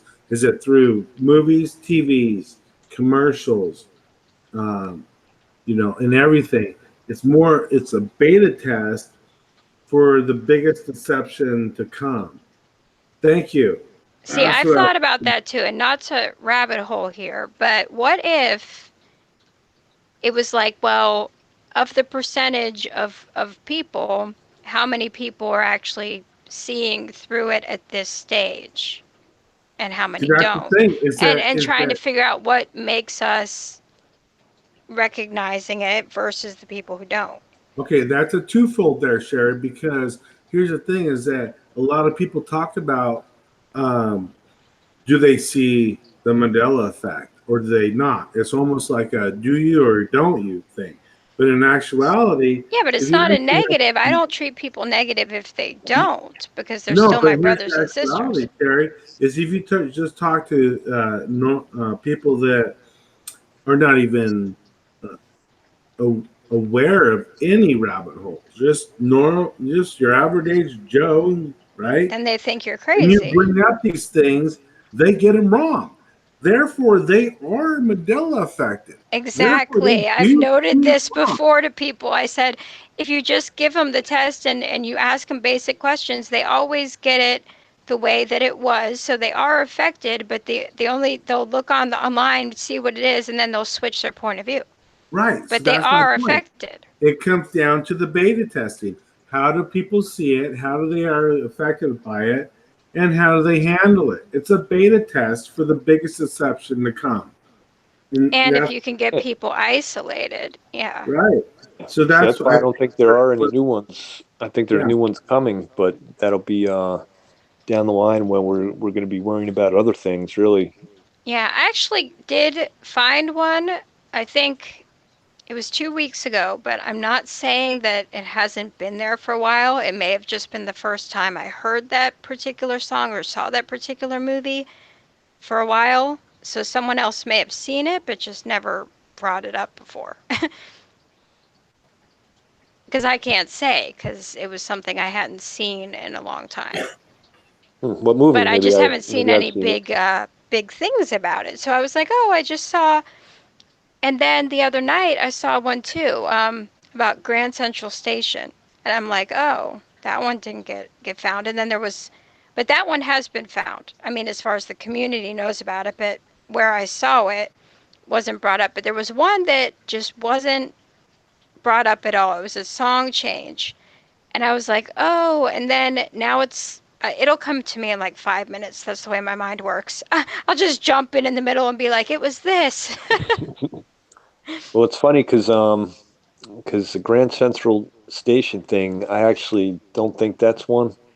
I dispute that, but which Well, I makes was me from watching a show that someone wanted to watch the other night. It was an older show with Kiefer Sutherland with a little boy. It was called Touch, and it was right in the second episode there. No, the first episode. It was right in the pilot episode, and they run into Grand Central Station, and he says Grand Central Station. So they go there, and he's like, "You go this way, I'll go that way," and it was like all through the episode they kept calling it that. So I'm like, okay. right. Well, my take on that is that it's uh it's been known as Grand Central Station around the world like forever, and people just know it as Grand Central Station. But even New Yorkers don't realize that. Some New Yorkers don't realize like that it's actually, and it turns out, I think a lot of people that the actual name of it's Grand Central Terminal, but it's so But people globally usually recognized. associate terminals with airports and Yeah, stations. but it is a terminal where it's not a station because it terminates there. It's the end of the line, so it does That's what I technically was about to terminate. say, the end of the line. But the funny thing is with the residue is that you'll find massive amounts of residue because it's commonly referred to as Central Station. You'll even find stuff in like Yeah. The one I was going clothes to bring store. up is like way stranger than that, but you would have to know the song and I would have to remember it. So it's going to take me a minute. Now, there's And I'm definitely real listening to ones it with a and I'm lot of like, songs, what? and What? yeah, there's a lot It of was really ones that have to do with noticeable to songs me. that blew me away. But some people don't listen to the songs as much as just the melody, and that's why the words just go right. It bypasses your music is the one thing that will bypass your critical thinking factor like right away. But I was one of those people who knew like every word to every old random song when I was growing up. That's just how I was. I knew every song, 60s, 70s, 80s, 50s, every song until like the 2000s, or mid 90s, when music kind of started to get, yeah. So anyway, so I like knew all the words and I knew the inflections and, I liked to sing. So I would notice these things and I'd be like, did you hear that? And the other person would be like, oh, I don't really know the words unless I repeat it a few times. And I'm like, oh no. Hmm. But it Um, changes, like one word can change the whole meaning of something yeah, I mean, we've seen that in the with the Bible. movie lines or the Bible changes, and And the thing is, with the Bible, with people being Mandela affected, like Cowboy said, but not noticing. And then one day they're going to go to their Bible and it's going to be different, like really different. And they wouldn't have known this was going on. right. Or Hey, if there's a Sharon, round two, what's that? who's gonna be around to tell other people that there's this thing called the Mandela effect? If there's a round two of it, and it's after some kind of reshuffling of society to where people are disconnected. No And one's let's going to be. say, because I don't know where certain people stand on this, but I'm a pre tribulation rapture person because there was already the barley harvest when Christ, came up from the dead. So did the Abraham's bosom, the people were seen coming out of the graves, that sort of thing. The barley harvest, the wheat harvest. He was the first fruits. That'll be the final one there. So there is three, but it's all one big harvest. God is a gardener. You can't go through the Bible without seeing the harvests, the mentions of the harvest, the whole thing, the timing of it. So the wheat harvest would be next. But so let's say that did happen and there weren't that many people, then it would make sense there would be witnesses, the two witnesses.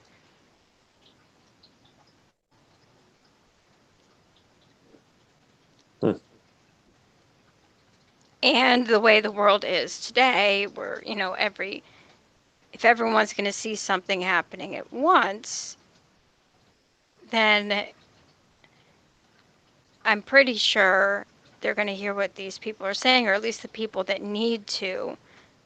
But I'm not sure if that's just going to go to the Jewish people. It's kind of hard to find. There's some people that think that the United States is like the daughter of Babylon or Babylon. I don't follow that line of theology because Babylon never really went away. And if you look at the maps and things, it doesn't really make a lot of sense. But the main thing is getting these people kind of, if we can, because we've been through all these rabbit holes and we have all this experience, if we can steer them away from falling into the rabbit holes and take them right to the end, right to the main point, and really get them to understand, they'll have an easier time than we've had. You know what I'm saying? Especially as things are going faster and faster and faster. Right, sure. Who's to say what kind of supernatural things and good things could come about when that time comes, so as far as sharing information and stuff like that. What a beautiful people give a lot of story. credit to the enemy, but God has everything under control. And just like he used Satan as a pawn to do what he needed to do with the crucifixion, he still is a pawn. And he, just like in Job, he can't do anything without first getting God's permission to do so.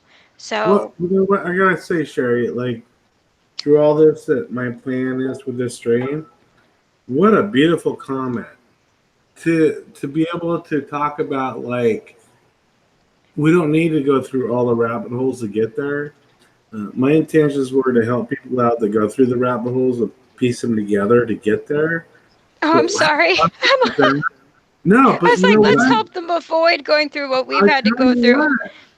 what, that is so important to be able to surpass the rabbit holes. Wouldn't that be the best way to do it? To surpass the rabbit holes and get there. That's beautiful. That's a beautiful point. I love it. It's like, I see where you're headed, but that's just going to lead you here and here and here. So let's go over here, Right.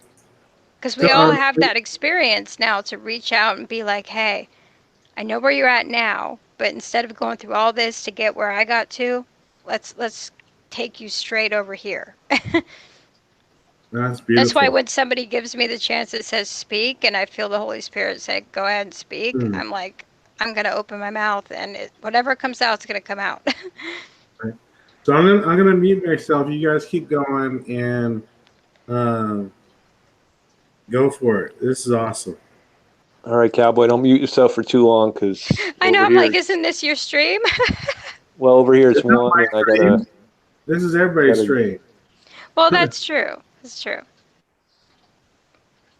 Yeah, it's getting late. I do have to get up early. So if you guys want to keep going for a bit, I'm good for it.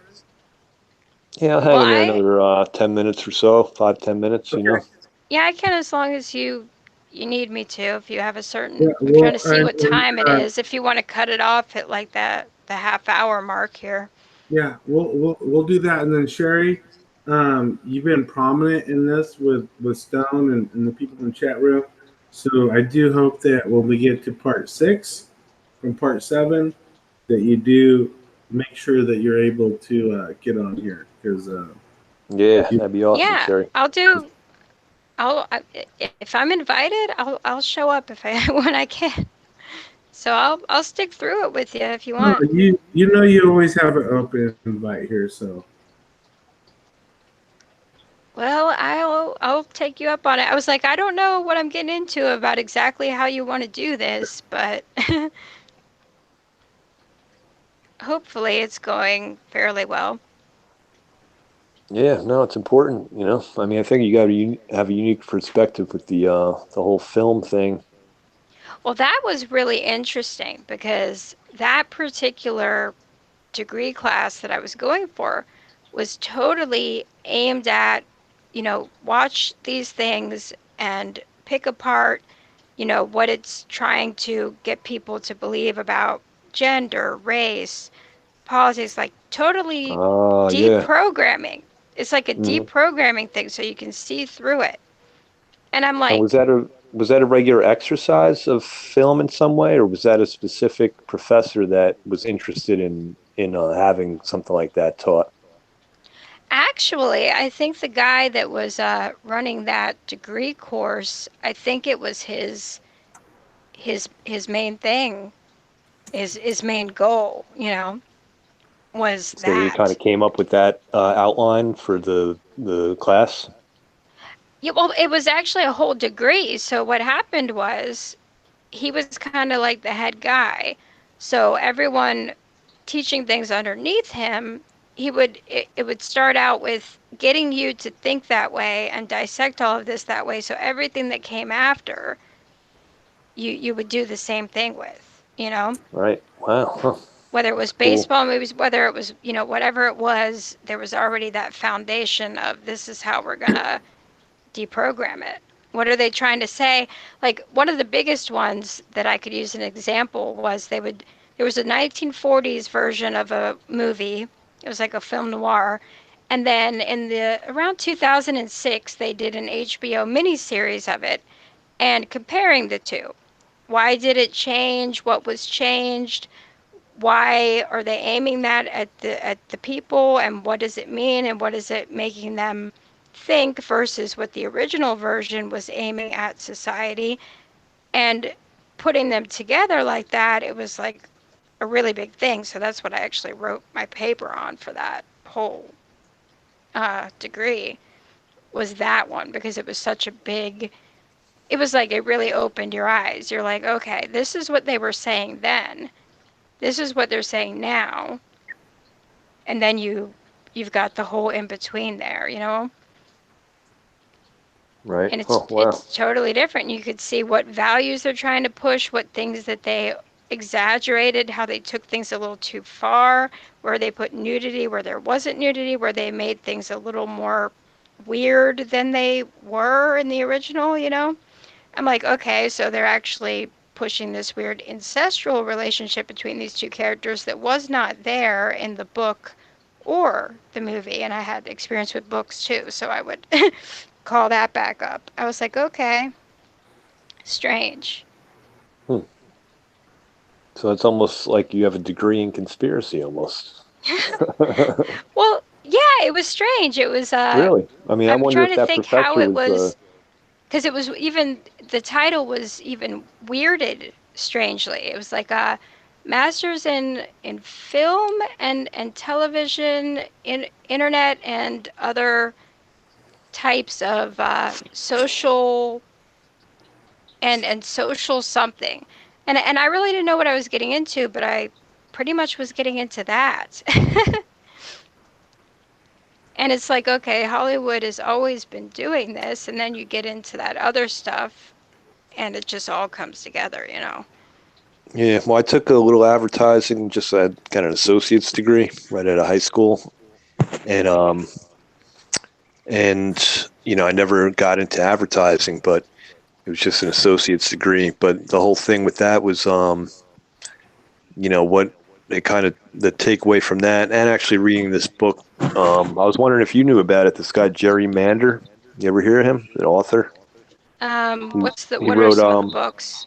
well, he wrote Four Arguments for the Elimination of Television, and he was a big advertising guy in the late '70s, and Uh, and he I wrote. may have like read a portion of something for that class actually, like if it was an article. Yeah, I bet. Well, it was a book that he wrote, but I bet that you did touch on that at some point. I wouldn't be surprised if you did, because the whole book was kind of geared towards that in a way. Yeah, because we had a lot of books that other people had written to like read in between. Yeah. Yeah, it was good anyway. Like if you ever come across it, Four Arguments for the Elimination of Television. And but what the takeaway with that with me was that what I can do is a little similar, but I think a lot of people can do this. But it's like if I'll see like a commercial or something, and maybe the commercial doesn't even have any words, maybe it does, but it'll be so obvious, or a radio commercial even, and it'll be so obvious, like the message will be, you could sum it up in 2 or 3 words, and it always speaks to either envy, jealousy, Greed, greed, vanity. vanity, yep, lack of confidence, or, some pretty basic, sex, some pretty basic, Worries about rudimentary health. things. Sure, fear about health. It'll always, whatever it is, it always has the takeaway is something that We're not supposed to worry about or think about. Yeah. Yeah, but it also appeals to like your base fears and desires and stuff. And worldly, fleshly stuff. Yeah, you said something that I don't want to forget this, because I know in the Bible, and I don't know where it is, but it says, to open the eyes of the heart, which actually, when you interpret it or, translate it, it says open the eyes of the imagination. Now, what they've done is instead of us using our God-given imagination to focus on those things that are righteous, virtuous, good, and true, or just use our imaginations, right? They are doing it for us. They're putting so much in our heads that we don't do that like you do when you're a child, or, just like we should be doing, so that even when you're dreaming, stuff from TV will slip in there. You know what I mean? I agree with that. Even with Legos. Well, so MK, that's MK. Your microphone's a little low there, Stone. Oh, mine is? Right? Yeah, it's better now. I was saying even with Legos, that's true. Right? Oh, what'd you say, Cowboy? I hear echo. Yeah, Ultra that's been around forever. That's nothing new under the sun. Just different ways. Well, yeah, because it was radio first, and you remember when they did that big War of the Worlds thing, and then they laughed at everybody for thinking it was a real broadcast. I actually have the original copy of that on my computer somewhere.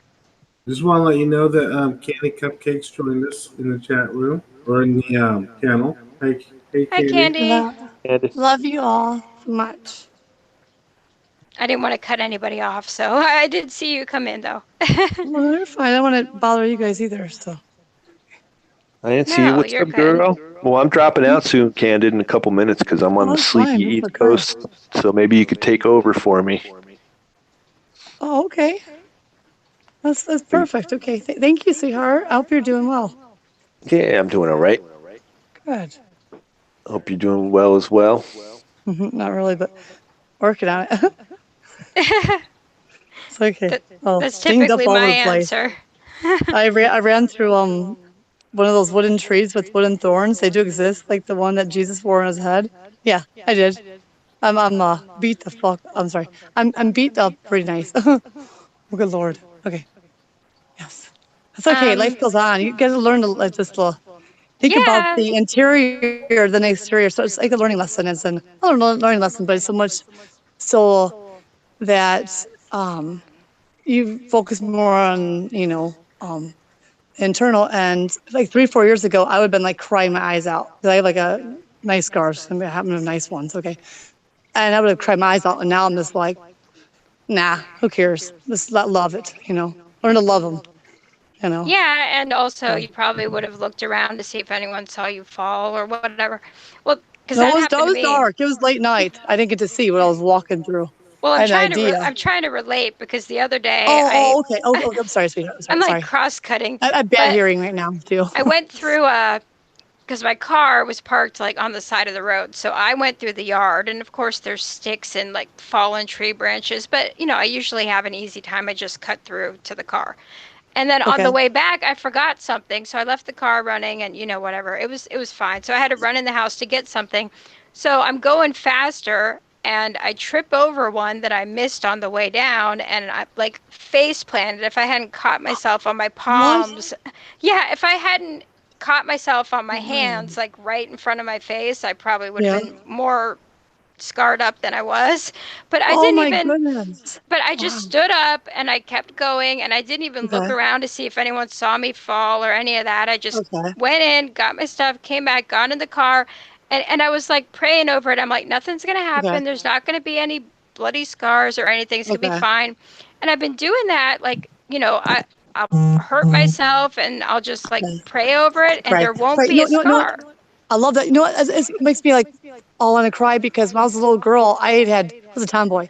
I have all kinds of accidents, like where there should be big scars. I remember praying I have poison ivy and I'm high allergic to it, and I prayed next day it'd be gone like that. And so maybe it's a test of faith for me with that. Yeah. Yeah, Mm-hmm. we used to play outside. We have a bunch of woods around here. They turned it into a greenway now, but we used to just like Okay. play out in the woods. And I had a Yeah. friend, Yeah. and one time I had a tick on the back of my neck, and I actually let this girl burn the tick out for me, and I had no problem. I'm like, I trust you, do it. It's gone, okay. Things like that. But there was always, even like, because we had a flooding once, so we took a canoe out when somebody's swampy yard, and that's not great to do. But bee stings and stuff. But Wow. nothing ever, just things like that. But now, even mosquito bites, I'll pray over it, and it doesn't get all big and itchy, and I'm just like, okay, cool. Well, exactly. I thank you all you guys for prayers, like with my my medical thing, because whenever I did a group prayer request, and I did one like a month or so ago, and then or 6 weeks ago, and then I did like another one. I was like one last one, and each time I did like I swear it was like next day that the pain went away. And like the first time was like 10 days, and this one's been going on since I did a prayer like maybe 2 weeks now. And it's like actually my it swelled itself up, and I see that as like a protector. And so that does work. All that prayer and that group prayer is the more sufficient. Oh, So yes, always. I mean, even when you have, two people, two or three people in agreement, yes, it's yeah. so much more powerful. So it's good to have, a lot of prayer warriors or a few really strong ones in your life.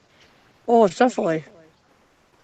Because there's some people that don't have that, and then I actually prayed for that, and then it came in, and then you know it's switched to it is from here to there, but I always seem to have someone I can go to if I need prayer, so that's good. And I never used to have that, and I used to get beaten up a lot Oh in wow. various ways. Okay. Yeah, but no, it's good if you can.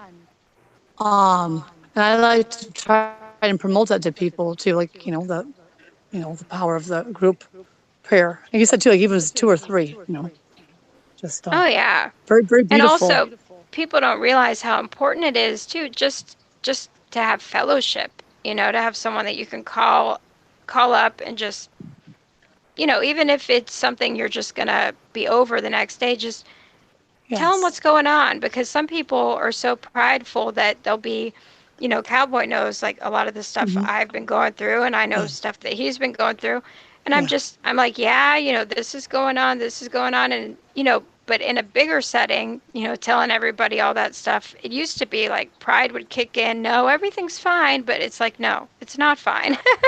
No, but it's Just good that tell but the truth. it's also like somebody you can relate to, because sometimes even though if you're not afraid of like that to tell everybody everything, it's just you can put it on deaf ears or people that don't deserve to hear it. You know what I mean? Not to be like, That's true. I had to learn yeah. that too, not to throw your pearls before swine. Yeah, I did it for a long time, but I realized it's like with the Mandela effect. Like now, I'm like really cautious, like or anything like related to the Mandela effect. Okay, anything like supernatural or metaphysical, that we don't talk about.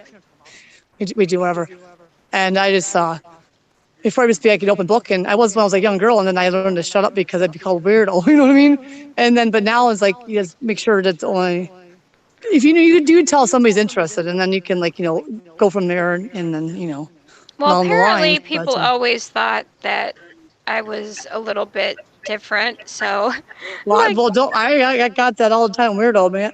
yeah, they're like, you're pretty, but you're a little different. I'm like, okay, and I got that too. they're like, yeah, I'll ignore it because you're attractive, but you're eventually it I would didn't get come the to a attractive head. though. I got the ugly and the weird. So you Well, got when I one was up on that younger, one. because I had a little bit of a space between my teeth, people would be like, but then, when I got older, it was the other way. It was like people weren't listening to what I was saying because they were looking at me. And then I was like, and then I had to tell them, I was like, I'm in here, but I don't see myself and I don't look at myself. So could you try to listen to what I'm saying to you? With guys. Oh my goodness. That's So that cute. became a problem. Yeah, People that's think, so oh, cute. what a problem and a half. But I'm like, well, if people really aren't listening to you because they're just like looking at you or writing you off. Yeah, or they pretend they are listening to you just so they can stir it. Yeah. Yeah. I mean, I don't get that, but anymore. But it's okay.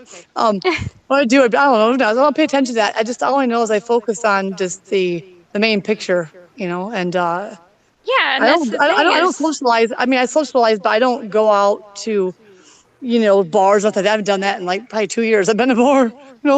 I just. Oh, see, I never really did that. And the thing was, my first boyfriend worked at one, and I didn't even like go in there, so I never did. I think it's because he was an alcoholic, so I just never really did. And then it's really rare that I'll do something like that. If it's my birthday and someone like takes me somewhere, I'll be nice, but I don't like get drunk. That's last place to find trying to find somebody. Anyway. I did that for a number of years. Like, find like a boyfriend in a bar. Nope, not gonna happen. Oh no, I never did that. Yeah. I actually met my last boyfriend sitting in my car listening to music in front of the Starbucks. Apparently, he'd noticed me at the gas station and then noticed me again. He was behind me at the Starbucks and he had been behind me at the gas station, but I didn't notice him either time. So he thought that I would think he was stalking me when really we were just at the same place. So he went around the corner to have a cigarette, and I was still sitting there like 30 minutes later in my car just hanging out because I had nothing to do and I wanted to get out of the house. And so he was like, okay, she's going to see me this time. It's the third time. So he walked by my window and he's like, I used to have your car. And he started up this conversation. And I'm like, I'm not going to tell him I didn't notice him any of those times, but that's okay. So cute. Oh my goodness. So you dated your stalker. That's awesome. Well, it's good because it was all right in the same area, so it was like an accident. It's like go to the gas station, go pick up a Starbucks. No, that's all right. I think a lot of marriages actually came out of stalking. No, You'd be surprised. He wasn't. He was actually afraid I would think he was stalking me. That's why he hid around the corner. But I sat there for like. Yeah, but I actually sat there for a good couple hours, so he really couldn't avoid me. Oh, he was smitten by you, and I like that. Over like the online dating, that's like a wash. That's beautiful. Well, that's where the smoking out is. It's beautiful. That's where the smoking area was. He was like, "She'll drive away in a minute," and then I was there for like 2 hours just hanging out, listening to music. So he's like, "I'm going to talk to her." Oh my god, that is like meant to be. I like that. That's like encounter. And then the funny thing was, I was never out that long, but we ended up talking. We ended up talking for like literally until 7 a.m. And he's like, "I like you so much that I didn't even tell you that I have to go to work now. I stayed up all night and I never do that." And I said, "Yeah, everyone's freaking out because I usually don't stay out more than a couple hours, but literally it went by. It felt like 1 hour or 2 hours. Oh, of course. And it was the whole night." Well, that's love right there, and that was meant to be. And I was sitting in the car with it locked, and the window was down like this much until like right before they closed. And then I noticed. I love that. Sherry, I love that. I love that story. That's a beautiful story. I love that a lot. That's beautiful. I'm a little freaked out. I'm a little stumping on that. Just because he admits he's a stalker doesn't mean he's a stalker. Just saying. I'm a little freaked out on that. Hey, not all stalkers are jerks or anything, Some of them are cool, I'm sure. 3 years later, and the way things have gone, trust me, he wasn't a stalker. I think now. Right. No, it worked out. He was bitten by you. Well, actually, it is what it is. Right. Right. I won't make jokes about it because you know I can, but I'm glad I'm Well, right. on that I'm, on I'm that happy note, for you, though. on But the he on wasn't the a Beautiful. stalker. He was just like, oh my goodness, I was behind this girl at the gas station, and then I was behind her again. She's gonna think I'm Yep, a that stalker, was but meant I to be. never even noticed him. Yep, it was all programmed, their encounters. Yeah, that's beautiful. Well, that inspires me, actually, Sherry. Maybe one day my stalker will introduce herself to me. Finally, He wasn't a stalker. she's out there. I'm just kidding. I'm kidding. Oh my goodness. No, because That's the thing cute. was, I didn't go to bars and I was sick, and I was like, I want to get out. Mhm. Where do I go? I'm like, well, I Yeah. can just, put my windows down and listen to music in the car and sit out in front of the Starbucks. So I did, That's and cute. I did it for a while. It was like, this was like, probably the second week that I'd been hanging out sitting there. So somebody, I guess the idea was maybe somebody would come up and talk to me, and he did. Aw, I love that. I hope you guys can have little wedding bells, or not about that, but just that you guys are together for a long, long time. That'd Well, be it'll nice. be 3 years in June if It's it beautiful. gets there. We're having a little Then bit of a bumpy time. that happens, but it's not always about marriage too. It's about the relationship, It's, I have to have that paper, per se. Yeah, Sherry, I was just teasing you. I know what you're talking about. It's kind of like one of those things that I mentioned, like where you might run into somebody in a grocery store and maybe you feel a connection hidden behind the scenes, and then you don't do anything. The next thing you know, you're like, you know, out at a park or walking, and there's that person again, or you know what I mean. And there's not that there's a stalking situation. It's just that like Well, you feel a actually, that's how. connection with somebody, and then you see them a few times in situations, and that's how it happens. I was just teasing you, girl. Really, No, I seriously. know. I know you are. Yeah, yeah. No, that's actually even funnier because the person before that, and he was off his. He just didn't have it together. It was totally different reasons for that breakup. But I actually met the one before him he worked at a Harris Teeter, and he saw me a couple times, and I said I was going to the movies. And he's like, oh, don't leave your date waiting. I said, no, I'm going by myself. And then the next time I saw him, he was bagging my groceries, and I'm like, he doesn't bag groceries. And then he was walking me to my car, and then I'm like, oh, I know, he's about to ask me out. Oh, well, nowadays everybody's like fixated on But he the was younger online. than me, and I thought Yes. he looked so young, and I had just turned 30. I did just turn 30. So I'm still Okay. getting used to not being 29 anymore. It was like the same week. And I'm like, how old are you? He's like 21. And I'm like, And Uh-oh. I'm like, well, my aunt and uncle had a 9-year age difference, and this was around the Yeah. same time they met, and they Yeah. were together until she passed away last year. So I was like, Wow. so I gave it a shot, but you know what? It was bad. It was bad. Oh, wow. Hey, Stonebender, you gotta That's remember these girls are like 10 years are behind us in our life. These are you're a young lot women. younger than me.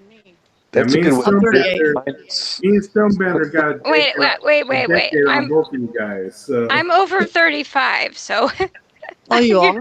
I thought you were like You're a late kid. 20s. I have over no, a decade. I'm 35. Didn't I just say that a few years back I had Yeah, just turned yes, you did, 30? but that just programmed in my mind. So, yeah, long day. I Yeah, You know, actually do. Cowboy. The other Look thing like is, I'm in my 20s, but I just take that You as look a lot younger than me. Cowboy. The other thing is, it's sad genetics. because they used to call it romance, and now they call it stalking. That's, yeah. good point. You know, it used to be romantic. What happened? There's laws against it now. If I meet some chick I like and I go play a stereo outside of her window or something, I'm going to go to jail. See, now I still think that's romantic. You know, if I happen Do to the look in John her window Cusack. at midnight, is that That's a little romance? different. Or Well, there's a if she fine knows you're line. coming and leaves the window open for you, that's a little different. Right. There's a blurry. I mean, maybe by the fifth or sixth time she'll leave the window open. How would I know that if I get arrested the first time? Well, you should probably talk to her first. That's funny. Romance needs no words. Aw. Or I like to- sometimes, That's nice, right? It's a hallmark. sometimes, Nowadays it does because there's laws against it. So. no, but sometimes you meet someone and because I'm not someone, I didn't used to talk a lot at all. It was almost like a spiritual thing, like a boa constrictor around my throat. But when it led up, it was like all of a sudden, and then I meet this person and I'm talking for hours and we're just talking and talking. We have all these things in common, and that was so abnormal for me that the time just kept flying by. And it was like that for like the first year and a half. And then some things happened with, my walk with Jesus, and I changed some things around, and then we hit some bumpy road. So yeah, Cowboy knows what I'm talking about. Yes, Aw. we do. Bite the tongue. Thank you for. But we are still together. I'm trying to decide if I want to drive with him to see his daughter, and his granddaughter just got back from Taiwan with her husband before he goes out of town. But it's a really it's near the beach, but I won't get to see the beach because it's real quick turnaround. It's like go down Friday morning and come back, by 10 o'clock Saturday night. So it's like 4 hours of driving. And so I'm like, I don't know. And plus she has friends there, like a married couple. So I'm like, well, you've got your friends, and then you've got your dad, and then you got your dad's girlfriend, but she's always been really great to me. So I don't know. Well, Sherry, you know, I know, and you know my opinion on But that. I And kind of think right my now thoughts on that. that I need to stay where I'm at because I have family that's coming up just for Right. one day Well, from Myrtle let me Beach. put it this way for Stunbender without giving him insight on what we're talking about, because he's my age, closer to my age. I'm a You little can older throw than it him. out. Go ahead. Is that we're old school. We're old school, and that wouldn't fly in our world. So that's why you know my thoughts on it. That's all I'm saying. We're old school. Are you talking about me? Maybe. Yeah, I'm talking about you and your situation, and I'm old school, and it's not right. And you know my thoughts on that. Like where it's at. Oh, well, and you know that I'm not doing anything. You know what I did. I switched up I the know. game. I'm Well, just saying. I don't know anything about that situation, but Cowboy's right. I'm old school, and I know he's pretty old school. His horse is even old school. But But- McKern's No, like he's- 80. I Speaking think of what old he's school, trying I to think I'm say gonna- is that I'm old school, and that's why I'm having problems in my relationship. Right, and he Well, it needs makes to pull sense, the though. It does. trigger and quit playing new school and go to old school and pull the damn trigger. Yes. He Yep. even said himself he needs to, He needs to do pull the something or trigger. get off the pot. And he said he'd exactly. fit not pot, he doesn't smoke pot, but you know what I mean. But yeah, cuz he's 56, and I'm like, look, he's been married before, so it was a long time ago, but he's still got this weird thing from an ex-girlfriend. I'm like, that wasn't me. I'm like, Okay. so you got to decide, because it's been almost 3 years. So we're either probably going to break up in the next couple weeks or something else. by Well, by you the know- 3-year anniversary, he said he'd know, and that's like 3 weeks away. And the way things have been going, I don't know. Well, we'll But the way we'll you're pray saying for though, you, like Sherry. go with your intuition and God's helping hand on that one. But I'll keep you in my maybe- prayers for discernment, definitely. Oh, I'm either pretty you're- sure that I know what is supposed to happen. I know that I'm I know- just I know you not do. supposed to. If he decides he wants to leave, that's perfectly fine. I'm gonna be fine. I'm just not the one that's supposed to walk away. That's all I know from the Holy Spirit. I'm not the one. Okay. That's good. There's discernment there. On that. Right, guys, watch speaking of rabbit holes. No, you're starting the morning shift, hon. You gotta stick around. I wish I could. Well, Cowboy, is there? I don't want us not to touch on everything you wanted to touch on in the first part here. So, I think do you we want got to a lot of redirect? stuff covered. Well, Sherry, this it was is nice only- talking to you. this is only Oh scratching yeah, the it's always surface, nice talking to you. everybody. Hopefully you'll be on for part 6. Yeah, part 6, everybody, coming up soon. And Yep, thanks, Cowboy, for having me, man. yeah, love you guys for. It's good to coming talk to you, on. I guess, at the moment, Stone. Candid, it's great to talk to you. Wish I could have hung out longer. No. God bless, and I hope you have a lovely week, okay, hon? Thanks. Yeah, and rest Some rain in days, peace. And I don't mean that in a. I mean that in the way it is in the Bible, not in like a. Hmm. Yeah. Not like the Hollywood Well, kind, right? No. The Thank guy you all says. for Rest in tuning His in. peace. And so we'll do some prayers for Cece, what she's going through. Okay. Prayers for Sherry, because she's got some big decisions coming up here, it sounds like. So prayers for her. Dark, Yeah, and I've got the other stuff that you know about prayers for too. you, brother. Yeah, Thanks, prayers brother. for everybody in the chat room. We all know we go through things, and we might not know what they are, but let the Holy Spirit guide you in that prayer, because He'll guide you on that prayer. And this is only part 1. This is just scratching the surface. Believe me, I Oh haven't yeah. even touched into where I want to go. This is just scratching the surface. So I hope you guys join us for part 6 soon. So God bless you all, and you have a fabulous night. And we will see you, I'm sure, all tomorrow somewhere at some point.